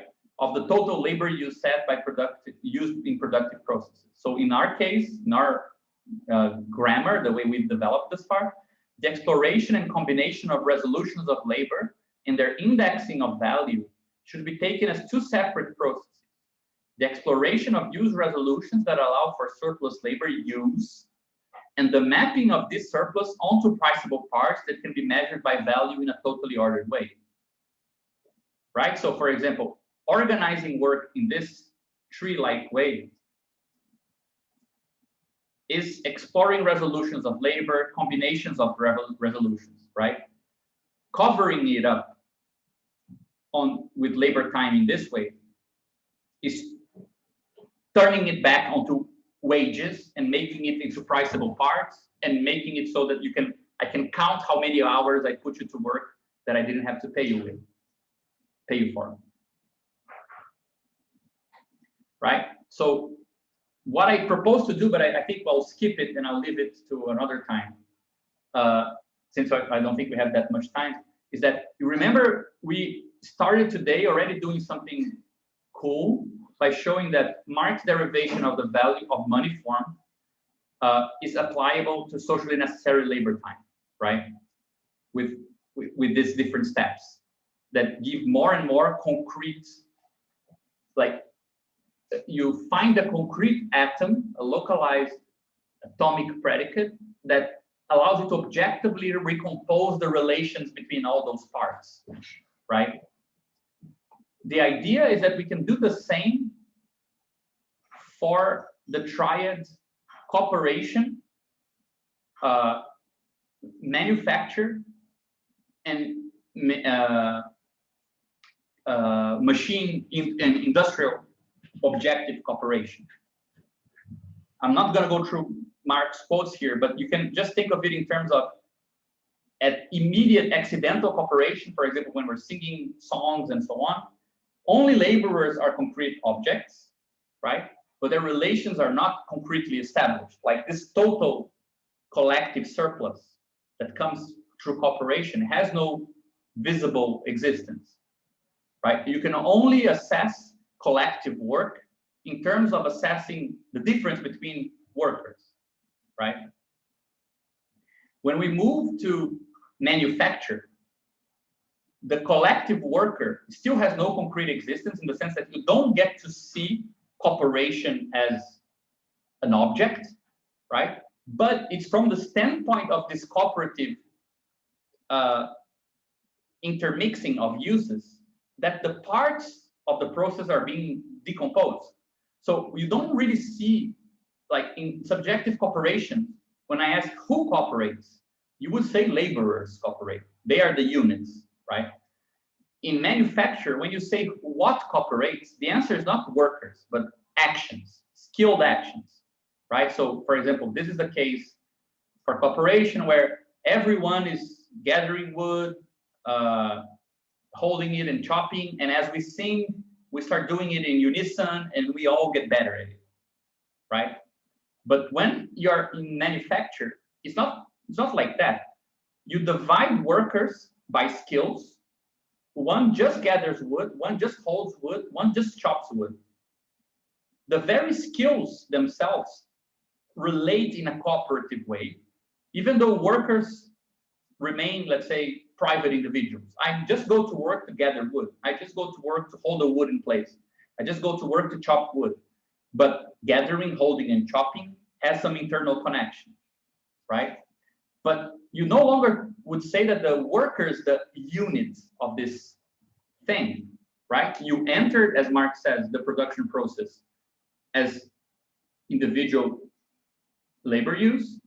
This is connected. The parts of this are connected in some way, and then you exist there you decompose this process in accordance to its inner structure. And what we actually get is not workers, but actions. Action 1 comes before action 2, comes before action 3, and that's the structured part. You exist as what Marx would call a detailed worker, right? Somebody who doesn't see the whole process, but only a part of it.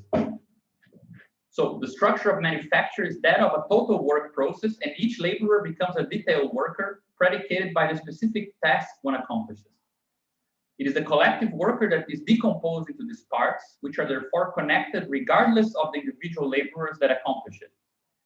It's a formal decomposition into the collaborating parts.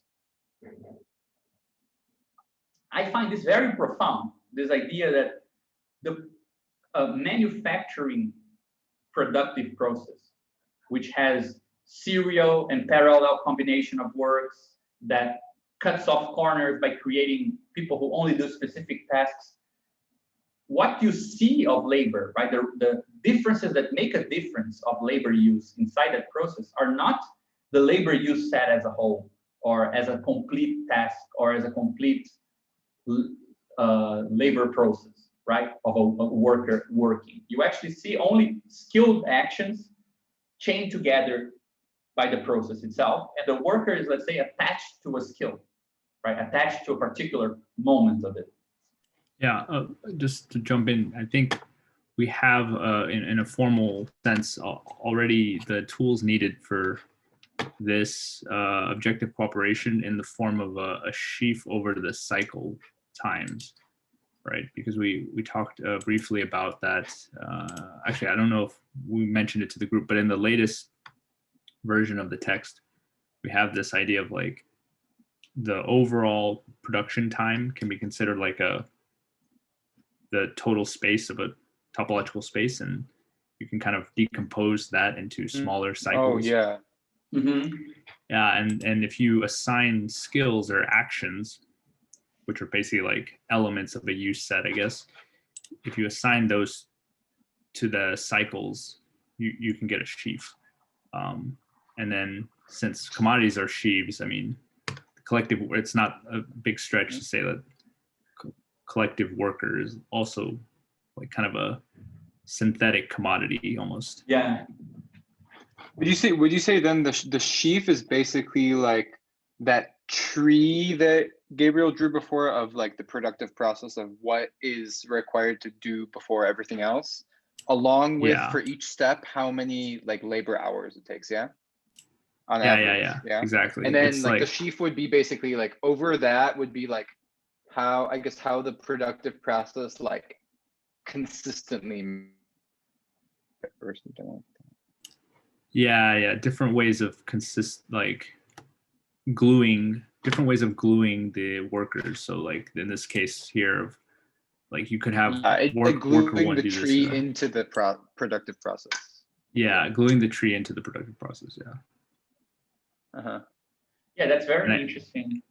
And the whole left hand, right hand thing with the Bach is very nice because it's like almost like a Mobius twist, right? Like you can have like non-trivial gluing happening in the larger sense of if workers are like, I guess, changing their task in ways. Yeah. I mean, we'd have to probably expand because like, you know, the capitalist doesn't care about like something like that probably, but maybe in a larger space of cooperation, maybe those kind of topological things matter more.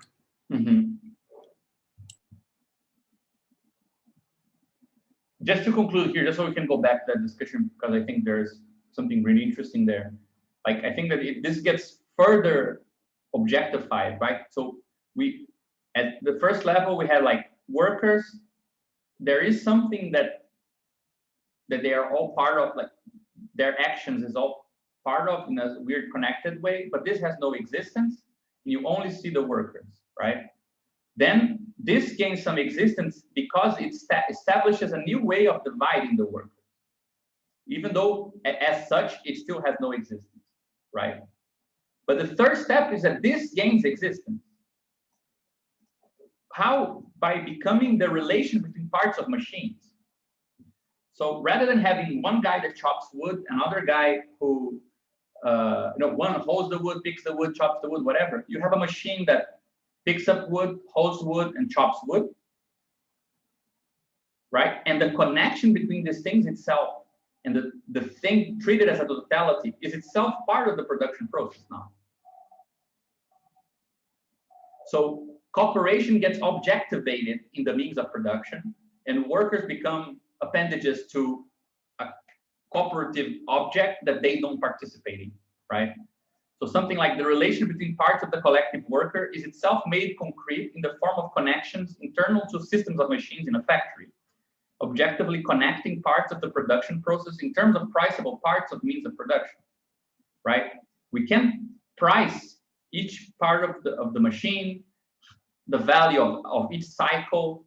So everything gets, there is something about cooperation that becomes now priceable because it's no longer a function of workers and labor use, but of past labor in the machine, right? Labor congealed in the machine parts. So yeah, workers, that's interesting. See my point? Oh, like, yeah, like it's like a gradual kind of ossification or kind of transformation of this living cooperation into kind of functional parts that are paid for. Yeah.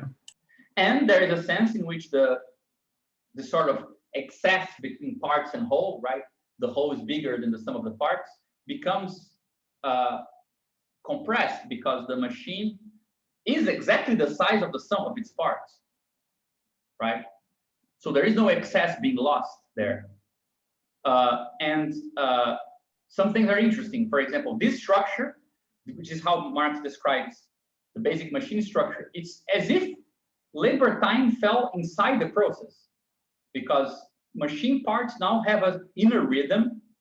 They set up the rhythm of labor, right? Because they need to be moved in some ways, and they're enchained in accordance to some temporal units and so on.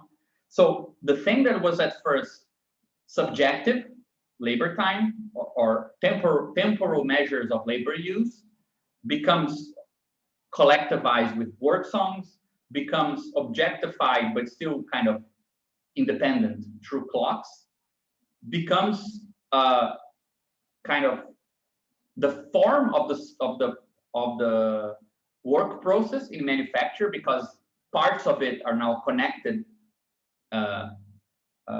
in specific ways, and then become objectivized in the rhythm of the machine itself, which the worker is falling behind, right? And if you had that idea of average social labor time, which was an abstract idea, like an average of how we should work, once you're just an appendage to a machine, you're concretely abstracted. Like, what is the relevant resolution of a laborer who's controlling a machine doesn't change with changes to the machine. You are operating a machine that makes shoes. Next day, the company changes, and now it's making, I don't know, umbrellas, and you can operate that machine.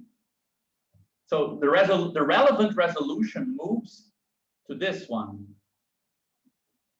and no longer this one, right?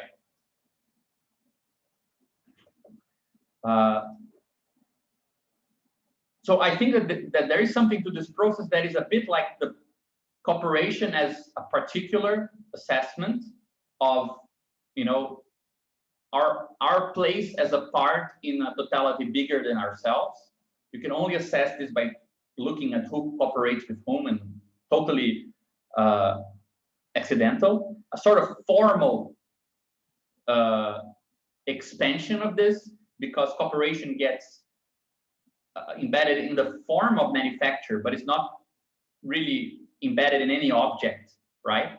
But it's a sort of form that you compare everyone, because that process is in itself collaborative, and then becomes concrete, like money being an object that is made of homomeric parts, right? The machine system is an object made of collaborating parts, right? And I think that this is why I said that I think that the presentation from last week vibes with ours, because this is no wonder that automation and machinery gives such a has such a seductive power, because it's almost as if you get to see this cooperative structure happening, like appearing inside the world, right? With the only caveat that you're excluded out of it, but some people might see that not as a big problem. But I think that this is underdeveloped, but I think it's nice to see that the same idea behind our treatment of the money form, which we already applied to social necessary labor time, kind of survives, but in an expanded way where you don't get to totally order anything, because a system of machines is still like a tree, right? You can have a partially ordered structure with many machines working simultaneously and so on. But that does have enough transitivity between its parts and connection of actions to serve as a sort of objective measure to cooperation in a modern workspace. And to skip, I'll just skip this because this is so cool. I didn't want to talk about it very quickly.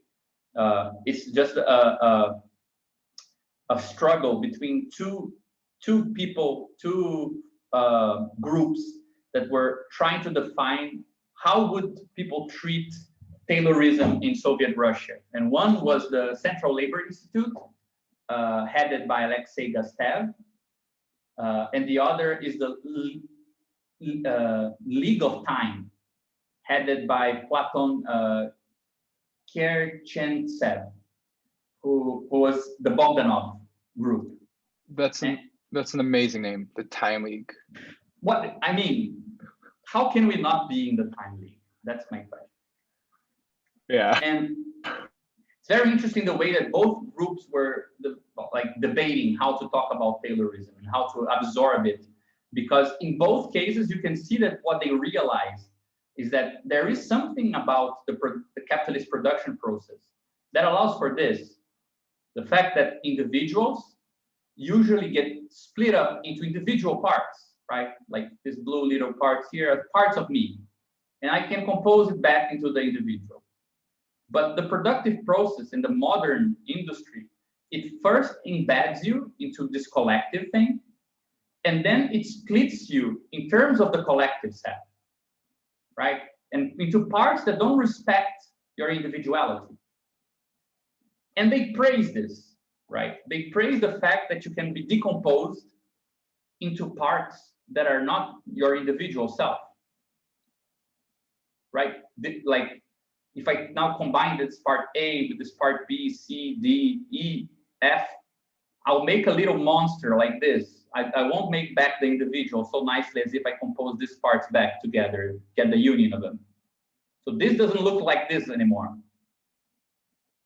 right? So there was a big debate on, and it's interesting, Gastev, for example, who wrote an influential book called How to Work, where he proposed different ways of measuring how you work and analyzing how you do everything. He was a choreographer and a poet. He was the head of the Central Labor Institute, because they had the intuition that the capitalist production process is like a laboratory where you are exploring this sort of what we call resolutions, right? Ways of cutting up labor use to the size that makes a difference to that process. That this cutting up process doesn't need to respect recognizable divisions or recognizable resolutions. It can the very fact that machines can be made to accomplish tasks that we couldn't, the moment that we are mixed up with machines, we start seeing ourselves as composed of things that don't look human, right? So this quote is very telling of this. It says, the modern machine possesses its own laws of pulsation, right? Rhythm, functioning, and relaxation. Laws that do not stand in conformity with the rhythm of the human organism. The world of the machine, of the mechanical equipment, of urbanized labor, produces specially connected collectives, begets certain types of people. And big types here can mean, so these are people who we must accept, just as we accept the machine, though we must not smash their heads on its gears. We must bring some kind of equalizing coefficient into the machine's iron disciplinary pressure, and engineer human psychology according to this new historical factor of mechanism. So he was all for it. He was saying there is a real phenomenological decomposition of the human in a productive process, capitalist or Taylorist production process. And we should, and that plasticity of humans to be decomposed in inhuman ways should be explored and not kind of feared. But it was a bit of a substantialist and very heroic view. I would like to talk about it. I don't think we'll have time. And it was a bit kind of counter argumented by the Time League, headed by Plato, of all people, who weren't really keen on this romantic view, where it was all about merging man and machine and the sort of new man and so on. They were more about, they inverted the order. They didn't say that new technologies and machinery were teaching us how to organize, but because, and it was more Marxist in the sense, first you get social organization and then machines that fit it, that it's the organization itself, which is a technology we need to learn how to use better. And so they studied a lot of work processes. You can see some interesting little pictures and the ways that they were trying to understand how tasks are divided and so on. And the thing that interested them was more how different forms of organization can produce different effects, rather than learning the organization of machines and importing them to humans, right? So organization for the Time League was a more primitive concept than technical development. And I think that that's a big shift between the two. But just to conclude, I'll leave, we had this crazy things here at the end, but I think we can go back to them some other time. But perhaps to conclude, I'm not sure if Dennis also wants to add something, but to go back to the work songs, the interesting thing is that historically, the moment that these machines start setting up the rhythm in the workspace, you no longer need workers to connect, to sync up their labor, because the machine syncs their labor up by its own rhythm. The sound needs to be, people say a lot of different things, like it becomes first impossible to sing because it's too loud, the machinery. But even when it's not too loud, you need to be quiet because you need to listen to the machine, because the machine might go faulty, or you need to like make more precise how you interact with it depending on how it's wobbling or whatever. So nobody sings, right? So there is a point where workers go silent. That it correlates with the rise of machinery in modern factories. Up to that point, workspaces were the primary place where people created music in a lot of cultures, especially European ones. And after that, it becomes a sort of place where you bring music from the outside, right? So you have programs like in 43 in the BBC, music while you work. So radio programs made for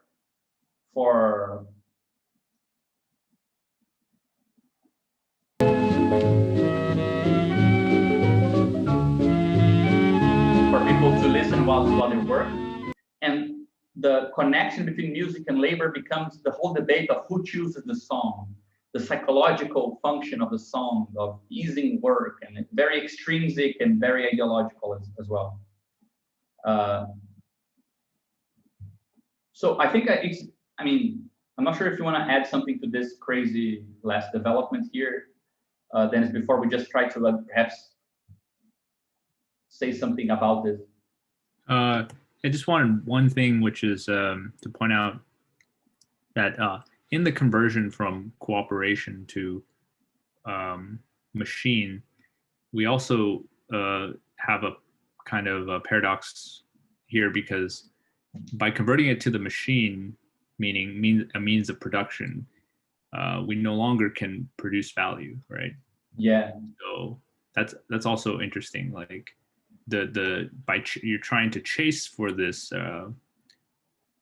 essence of cooperation, let's say, the thing that would make it priceable and therefore reproducible. But by acquiring that, you also lose the ability to produce more value, because and the connection between this movement and competition for share of total social capital is interesting. This is crucial, because I mean, I think you're definitely right. We should say this, because the moment that this moves to means of production, what happens? It means that this product gets cheaper.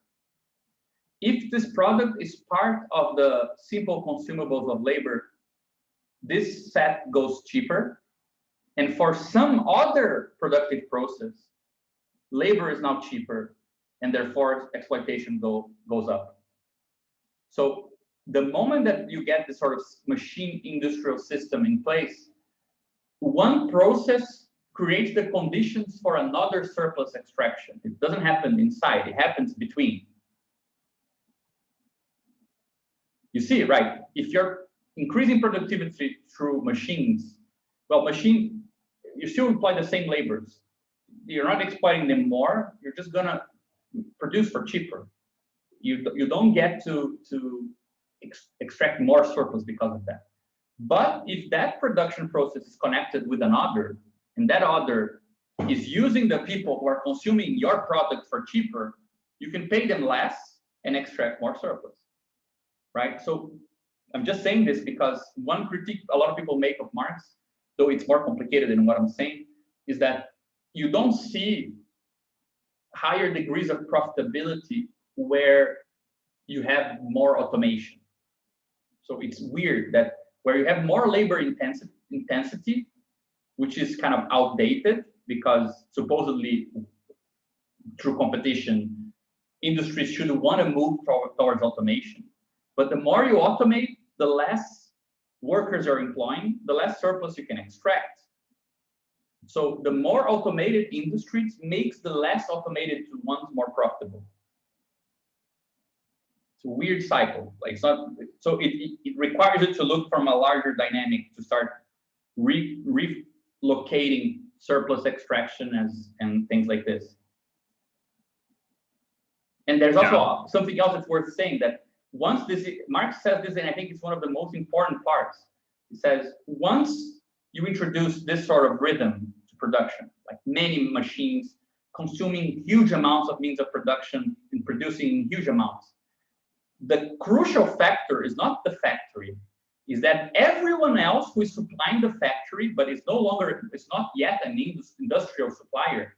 It's like a manufacturer, house workers or whatever, but everyone is supplying the factory, or plantations in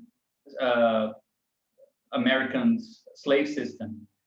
They're now obliged to supply in a greater rhythm, and they therefore start exploiting their workers in greater intensity. So the event of the factory is not really what happens inside of it, is how what happens inside propagates through every other production system around it.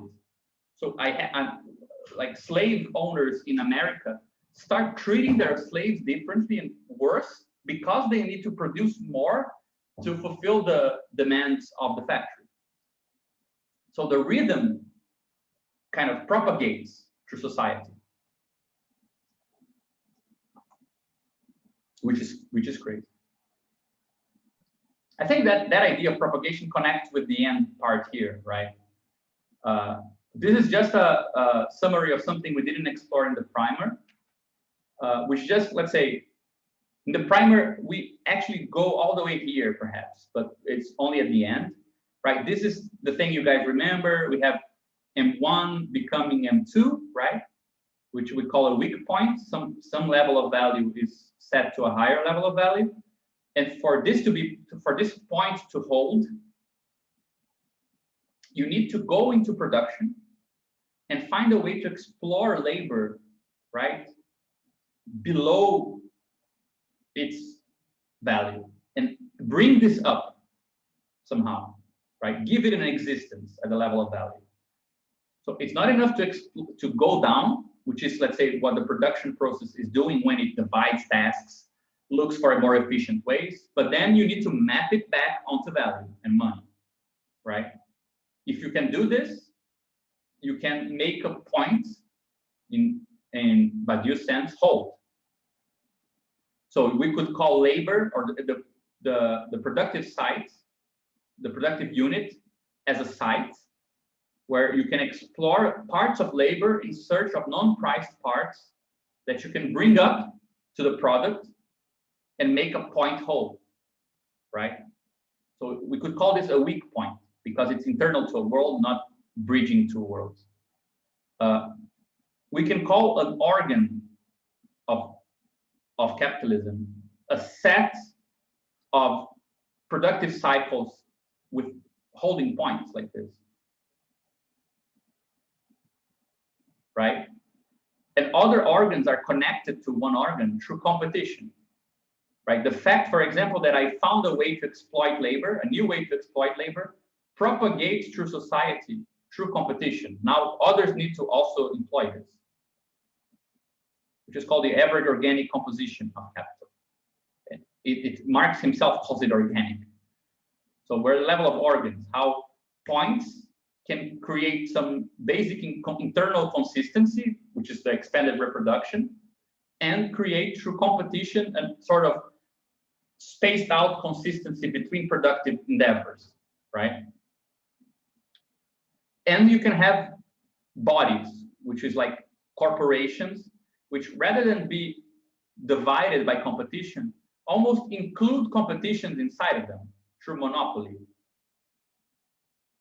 So you can have many different parts of sectors that are exploiting in different ways and so on, and you can make one consist where it's faulty by using the value of another and so on, right? And make this whole thing consist as a complete body that at the same time is also guaranteeing that some forms of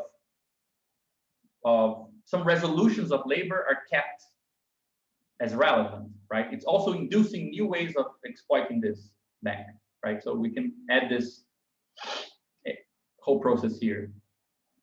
Exploration of unformed parts of labor, indexing them into value, internal consistency through reproduction of capital, external consistency through competition, concrete unity through monopoly, and then induction, right, of new points through further reproduction of this and increased growth, right?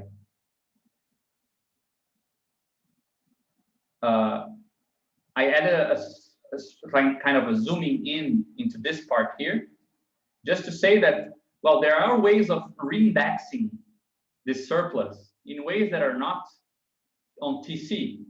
So for example, right, this is LP and this will be LPS. And it can be reindexed as LPS, right, as surplus labor by TC. It treats this surplus that exists within the parts of labor as surplus labor, but this surplus can be conformed into the contract layer or the state layer in terms of laws, in terms of other contracts that people establish, in terms of prohibitions or whatever. For example, the workday prohibits you exploiting this above some barrier, right? This can also be conformed into the community layer. You can treat it as social bonds. So it's not that we are more than ourselves in production. It's actually that we find our community. So it's also a way of reducing that cooperative surplus. It's not the reduction to labor time, a surplus labor time, but it's a reduction to a sort of reinforcing of a community that already existed, or establishment of an enemy who I say is usurping the surplus from me. Those are layer conforming, right? They're assigning a value to this which doesn't exist in the commodity world, giving them some level of existence in other layers. And I think that this establishes pretty much where we are heading, because we're not interested in this being absorbed as surplus labor, nor simply conformed, but that it can inform some other notion of point, right? It gives the form for some other process. And I think that the development we produced today that is interesting is that we show that it's not that what's here is not an unstructured black box with infinite depth and God knows what's on a worker's mind while they're working, all their preferences, all their personal resolutions, right? Like the ways you can predicate on a worker. The interesting part that is below here is the collective worker. That's the part that never gets to appear as such, right? So, and it has structure. So it's an interesting place to imagine a sort of unlocalized or indifferentiated structure that is necessary to capitalism, but never gets to make a difference on its own, as being the ground for talking about other ways of composing this stuff, right? With the added fact that we saw that competition and monopoly play very important parts in making a point consist in capitalism in a larger scale. And we already have a sort of cooperative, but a very specific figure of cooperation, right? Cooperation has a power to decompose people into parts that they don't recognize themselves as, which I think is what the Soviets realized. There is a, rather than the sort of communal version of cooperation, which I think is indexed here, or class-like theory of cooperation, which is we are owners of rights. What the Soviets found that was the true, let's say, substance of cooperation is a kind of very dangerous power, right? When you cooperate with people, you create a totality that sees you in a way that you don't see yourself. I feel like the Gustav's enchantment with machines is still, it's poorer than what cooperation is capable, because it's very seduced by the cyborg-like ways of seeing parts of people from the perspective of parts of machines. But it's kind of like being seduced by money into seeing everything as a monetary exchange. It is enticing to the imagination, but it's not politically very powerful. Like it doesn't, you cannot do very much, perhaps, right? So, but there is this idea, like this underlying idea that cooperation implies finding weird connections that the proper resolution to measure and evaluate them will not necessarily respect the ways that we measure ourselves as individuals, right? And I think that this is a nice insight into the sort of backbone or fundamental idea of cooperation that can lead to an alternative to competition versus monopoly as propagators of points in society, of new consistency, of logical dependence between endeavors and so on, into something that would have some form of cooperation inside of it, you know? Gabriel, do you have any references for that debate that you'd recommend to read? I'll post them in the group. I think for Gustav, there's a lot of stuff. He's very interesting figure, and there's a lot of interesting articles and so on. For the Time League, I only found one article, very short, and all the work of this guy is not translated, it's only in Russian, and I couldn't find any of it. Like I only had this one essay, but I'll send it to you guys as well, of course. Yeah. Yeah, this is very, very, very interesting in terms of explaining the primer Yeah, thank you, Gabriel. I hope it makes it more, I mean, it felt a bit more connected to discussions by taking this route, right? It felt like it had something to add, you know? But it really made clear, I think, like the like minimal mereological structure of the process aspect of it, along like the scale sensitivity. I think it makes a lot more sense to me now. But keep these slides on the website, yeah. Yeah, of course. I want to take a look at them later. Yeah, I think this really developed the stuff nicely. It makes a lot of sense. It's starting to like, it's getting easier to imagine how to take it into other areas. And I thought it also like, I think it kind of helps also clarify a lot of positions. Like, I think like the analysis of cooperation helps explain like why things like unions have limited capacity when you kind of give up the ontological notion that workers kind of have some inherent power, and kind of look at the cooperative structure, kind of like makes sense of things in a lot of ways. Yeah, I really think that we could do a nice analysis of like different trade union structures based on what is said to be the totality. Like we are the totality of the skilled workers of an area, of a type, and then we create a community based on being workers of the same type. Or is the trade union based not on the trade, right? I mean, trade union in itself already spells out that it determines the resolution before, right? By trade. But there might be also like nuances. It seems like this would really let you do something like a I guess like comparative like mereology between different like forms of organization, right? Yeah, I think so too. It gives tools to compare how they look at their parts and wholes, I think. Yeah, yeah, I think we give so actual methodology to institutional analysis, which so far is mostly just like better or worse descriptions. Yeah. Yeah, I really think it could contribute to that. And I think that it sets up the problem, which is once you divide it in terms of productive processes, are even in capitalism. I mean, Dennis always mentions this text called The Theory of the Firm, which starts with the question of why don't we use the market system inside firms if it's such a perfect system? And it develops on top of this question. And I think that we have a slightly different answer, perhaps, but the question is interesting because capitalism would, I think in our view, if you take this image here, right, you should think of it as a sort of monster that we can draw it as a monster. Like it has a mouth here that adapts, right? It can contract and expand to suck on the right resolution, right? And to do this, you need an opening. You cannot have a here. Let's. So here you have a big eye. Really quick though. It's good to note that Sears actually tried that.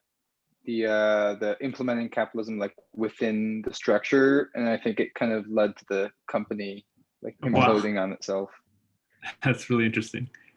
Yeah, I saw a thing about it recently. Yeah, I remember that. Because like basically what happened, different like sectors of the company ended up competing against each other and keeping secrets from one another, and then instead of buying Sears things, they would go to the outside and outsource all of their products. Yeah. So it became a whole mess, and it basically led to Sears going under.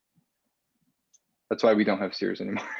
Yeah, I remember reading that case study, and you can see that. I mean, I know I did a very, very terrible drawing here, but the fact is that the crucial thing is that capitalism needs to, let's say, have a place where it can, let's say, exploit partial ordering of things, right? You want places where things are not fully ordered and measurable by money, because those places are like fish nets for value, right? You're fishing for non-priced parts of things. And that fish net needs to be like a lattice. It cannot be just like a ruler. And once you get to kind of catch things into this lattice structure of simultaneously parallel combination of workers of works around the world or whatever, then the second task begins, which is stitching it back to a total order. Right? So that's why you have two moments here, to explore this and stitch it back. This concerns labor use, right? And this concerns labor time, which is Q, right? But this is crucial. So it has a bit of a gaping and changing place, and that place are firms, companies, and so on. That's why the workspace structure cannot be the same as the circulatory structure, right, of exchange, because you want to be able to unpack and explore ways of decomposing and recomposing parts of labor. And if you only could decompose it in transitive subsets of subsets of subsets, so that they are totally ordered in a way, you wouldn't get very far. You would get all the way as far as, you know, what Marx called absolute surplus value, which is, well, I make you work for longer. That's what I can do. So I think it's nice to imagine it as this monster where everything is kind of, the cells are all about, you know, exchange and money, but organs are competing against each other to make it like function, and the mouth is like digging, you know, through stuff and breaking things apart and seeing if they can be put back together in different ways. Is that actually a terrible picture now that I've It's a terrible picture.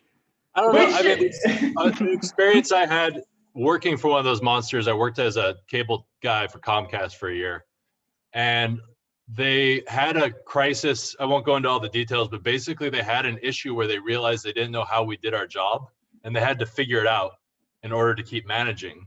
So 3 out of 5 days a week, we'd start the weeks with these meetings where our supervisor would he would ask us questions trying to figure out how we made our customers more or less happy, because the company didn't have a way to look in on the individual techs and say, oh, this is what's working and what's not. And the techs would help each other. Like when I was getting trained, they'd pass on in one, you know, just conversation, this works and it doesn't. But there was no way for the company itself to actually like look at everything and then like systematize. So they had to create these very particular mouths, as you say, which they felt like it. Like my particular team did not like our supervisors, so we were the worst team about giving feedback. And so it was a very ineffective mouth, basically. Yeah. But some of the supervisors that were well liked by upper management were the ones who had good relationships with their workers and were constantly getting feedback about what was working out in the field. So I think that's actually a really like potent analogy about how things work. Yeah, I think that, I mean, of course, the place where we stopped is still like early 20th century. I mean, today we have that in Brazil, nobody calls people workers anymore. They call them like collaborators, which in English I think sounds like you're a Nazi, but in Portuguese just means like you're not working for me, you're working with me. You know, it's team members in the States. Team members, things like this. Yeah. Which is all about, let's say, inside the workspace, again, creating the maximum connectivity. And at the moment you're going to leave the door, you're going to get wages, which are a function of time in a way, right? So this seems to be much richer movement between this net of complexity and how it gets mapped back onto value, you know, than simply an original analysis of Marx. But the way we're doing it becomes a continuum, right? You can get the resolution problem at the very origin of labor time from a broader sense of labor use, and then get something more complex than simple labor exploitation of time now with this weird capitalist, cooperative, human resources things, right? Even the idea of human resource, it's again, it's like human is like a decomposing material, right? You can do things with it if it's a resource. So I think it brings us more up to speed to the things that are visible in the productive sphere today, you know? I think it also gives us a way to see how the other two exchange functions map in too. Once we have this overall structure of a corporation, again, like with Comcast, they had these posters all around the building with various glorified pictures of supposedly workers, with the slogan being, "I am Comcast," which is very clearly like TA, right? And then if you look at the actual organizational structure of corporations, they follow from the military and the state more than from classic manufacturing. So you can really see how a corporation is that kind of like abstract model, then incorporating TA and TB as well to like streamline it. I mean, I think that what you said now really, I mean, in the future, somebody could try this. Like we mentioned the work songs as music and rhythm, musical structure and rhythm participating in the consistency of the labor process, right? But if you just move it to the side a bit, you get music in military, where music is can also be immanent to military organization, but not exactly for the same reasons, you know? And again, music can be used for communal reasons like trance, ritual, or whatever, which is also music being repurposed in a way, but it's neither the way the military does it or the productive system. So if anyone would like scratch the surface of that, it would be a really cool way to distinguish TA, TB, and TC, you know, with a common object in a way.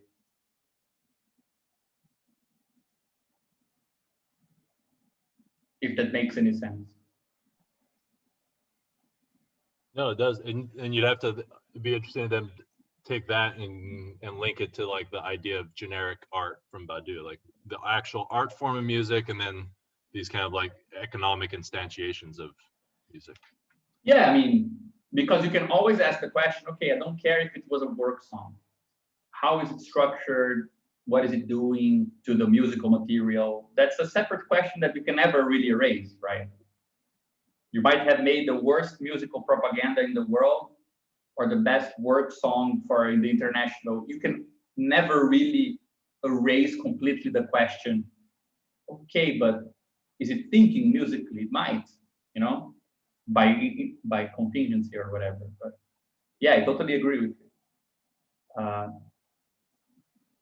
Yeah, guys. Anyway, now that we have a snapshot of the monster, I think we can all go have dinner or something. Amazing work. All right. Amazing work, both of you. Thank you so much. Yeah. I'm glad we managed to Thank you. cover it in one meeting. I know it was very long, Good but night, y'all.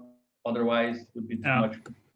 Yeah. Guys, see you later. Good meeting. Take Bye. care. Great meeting, guys. See ya.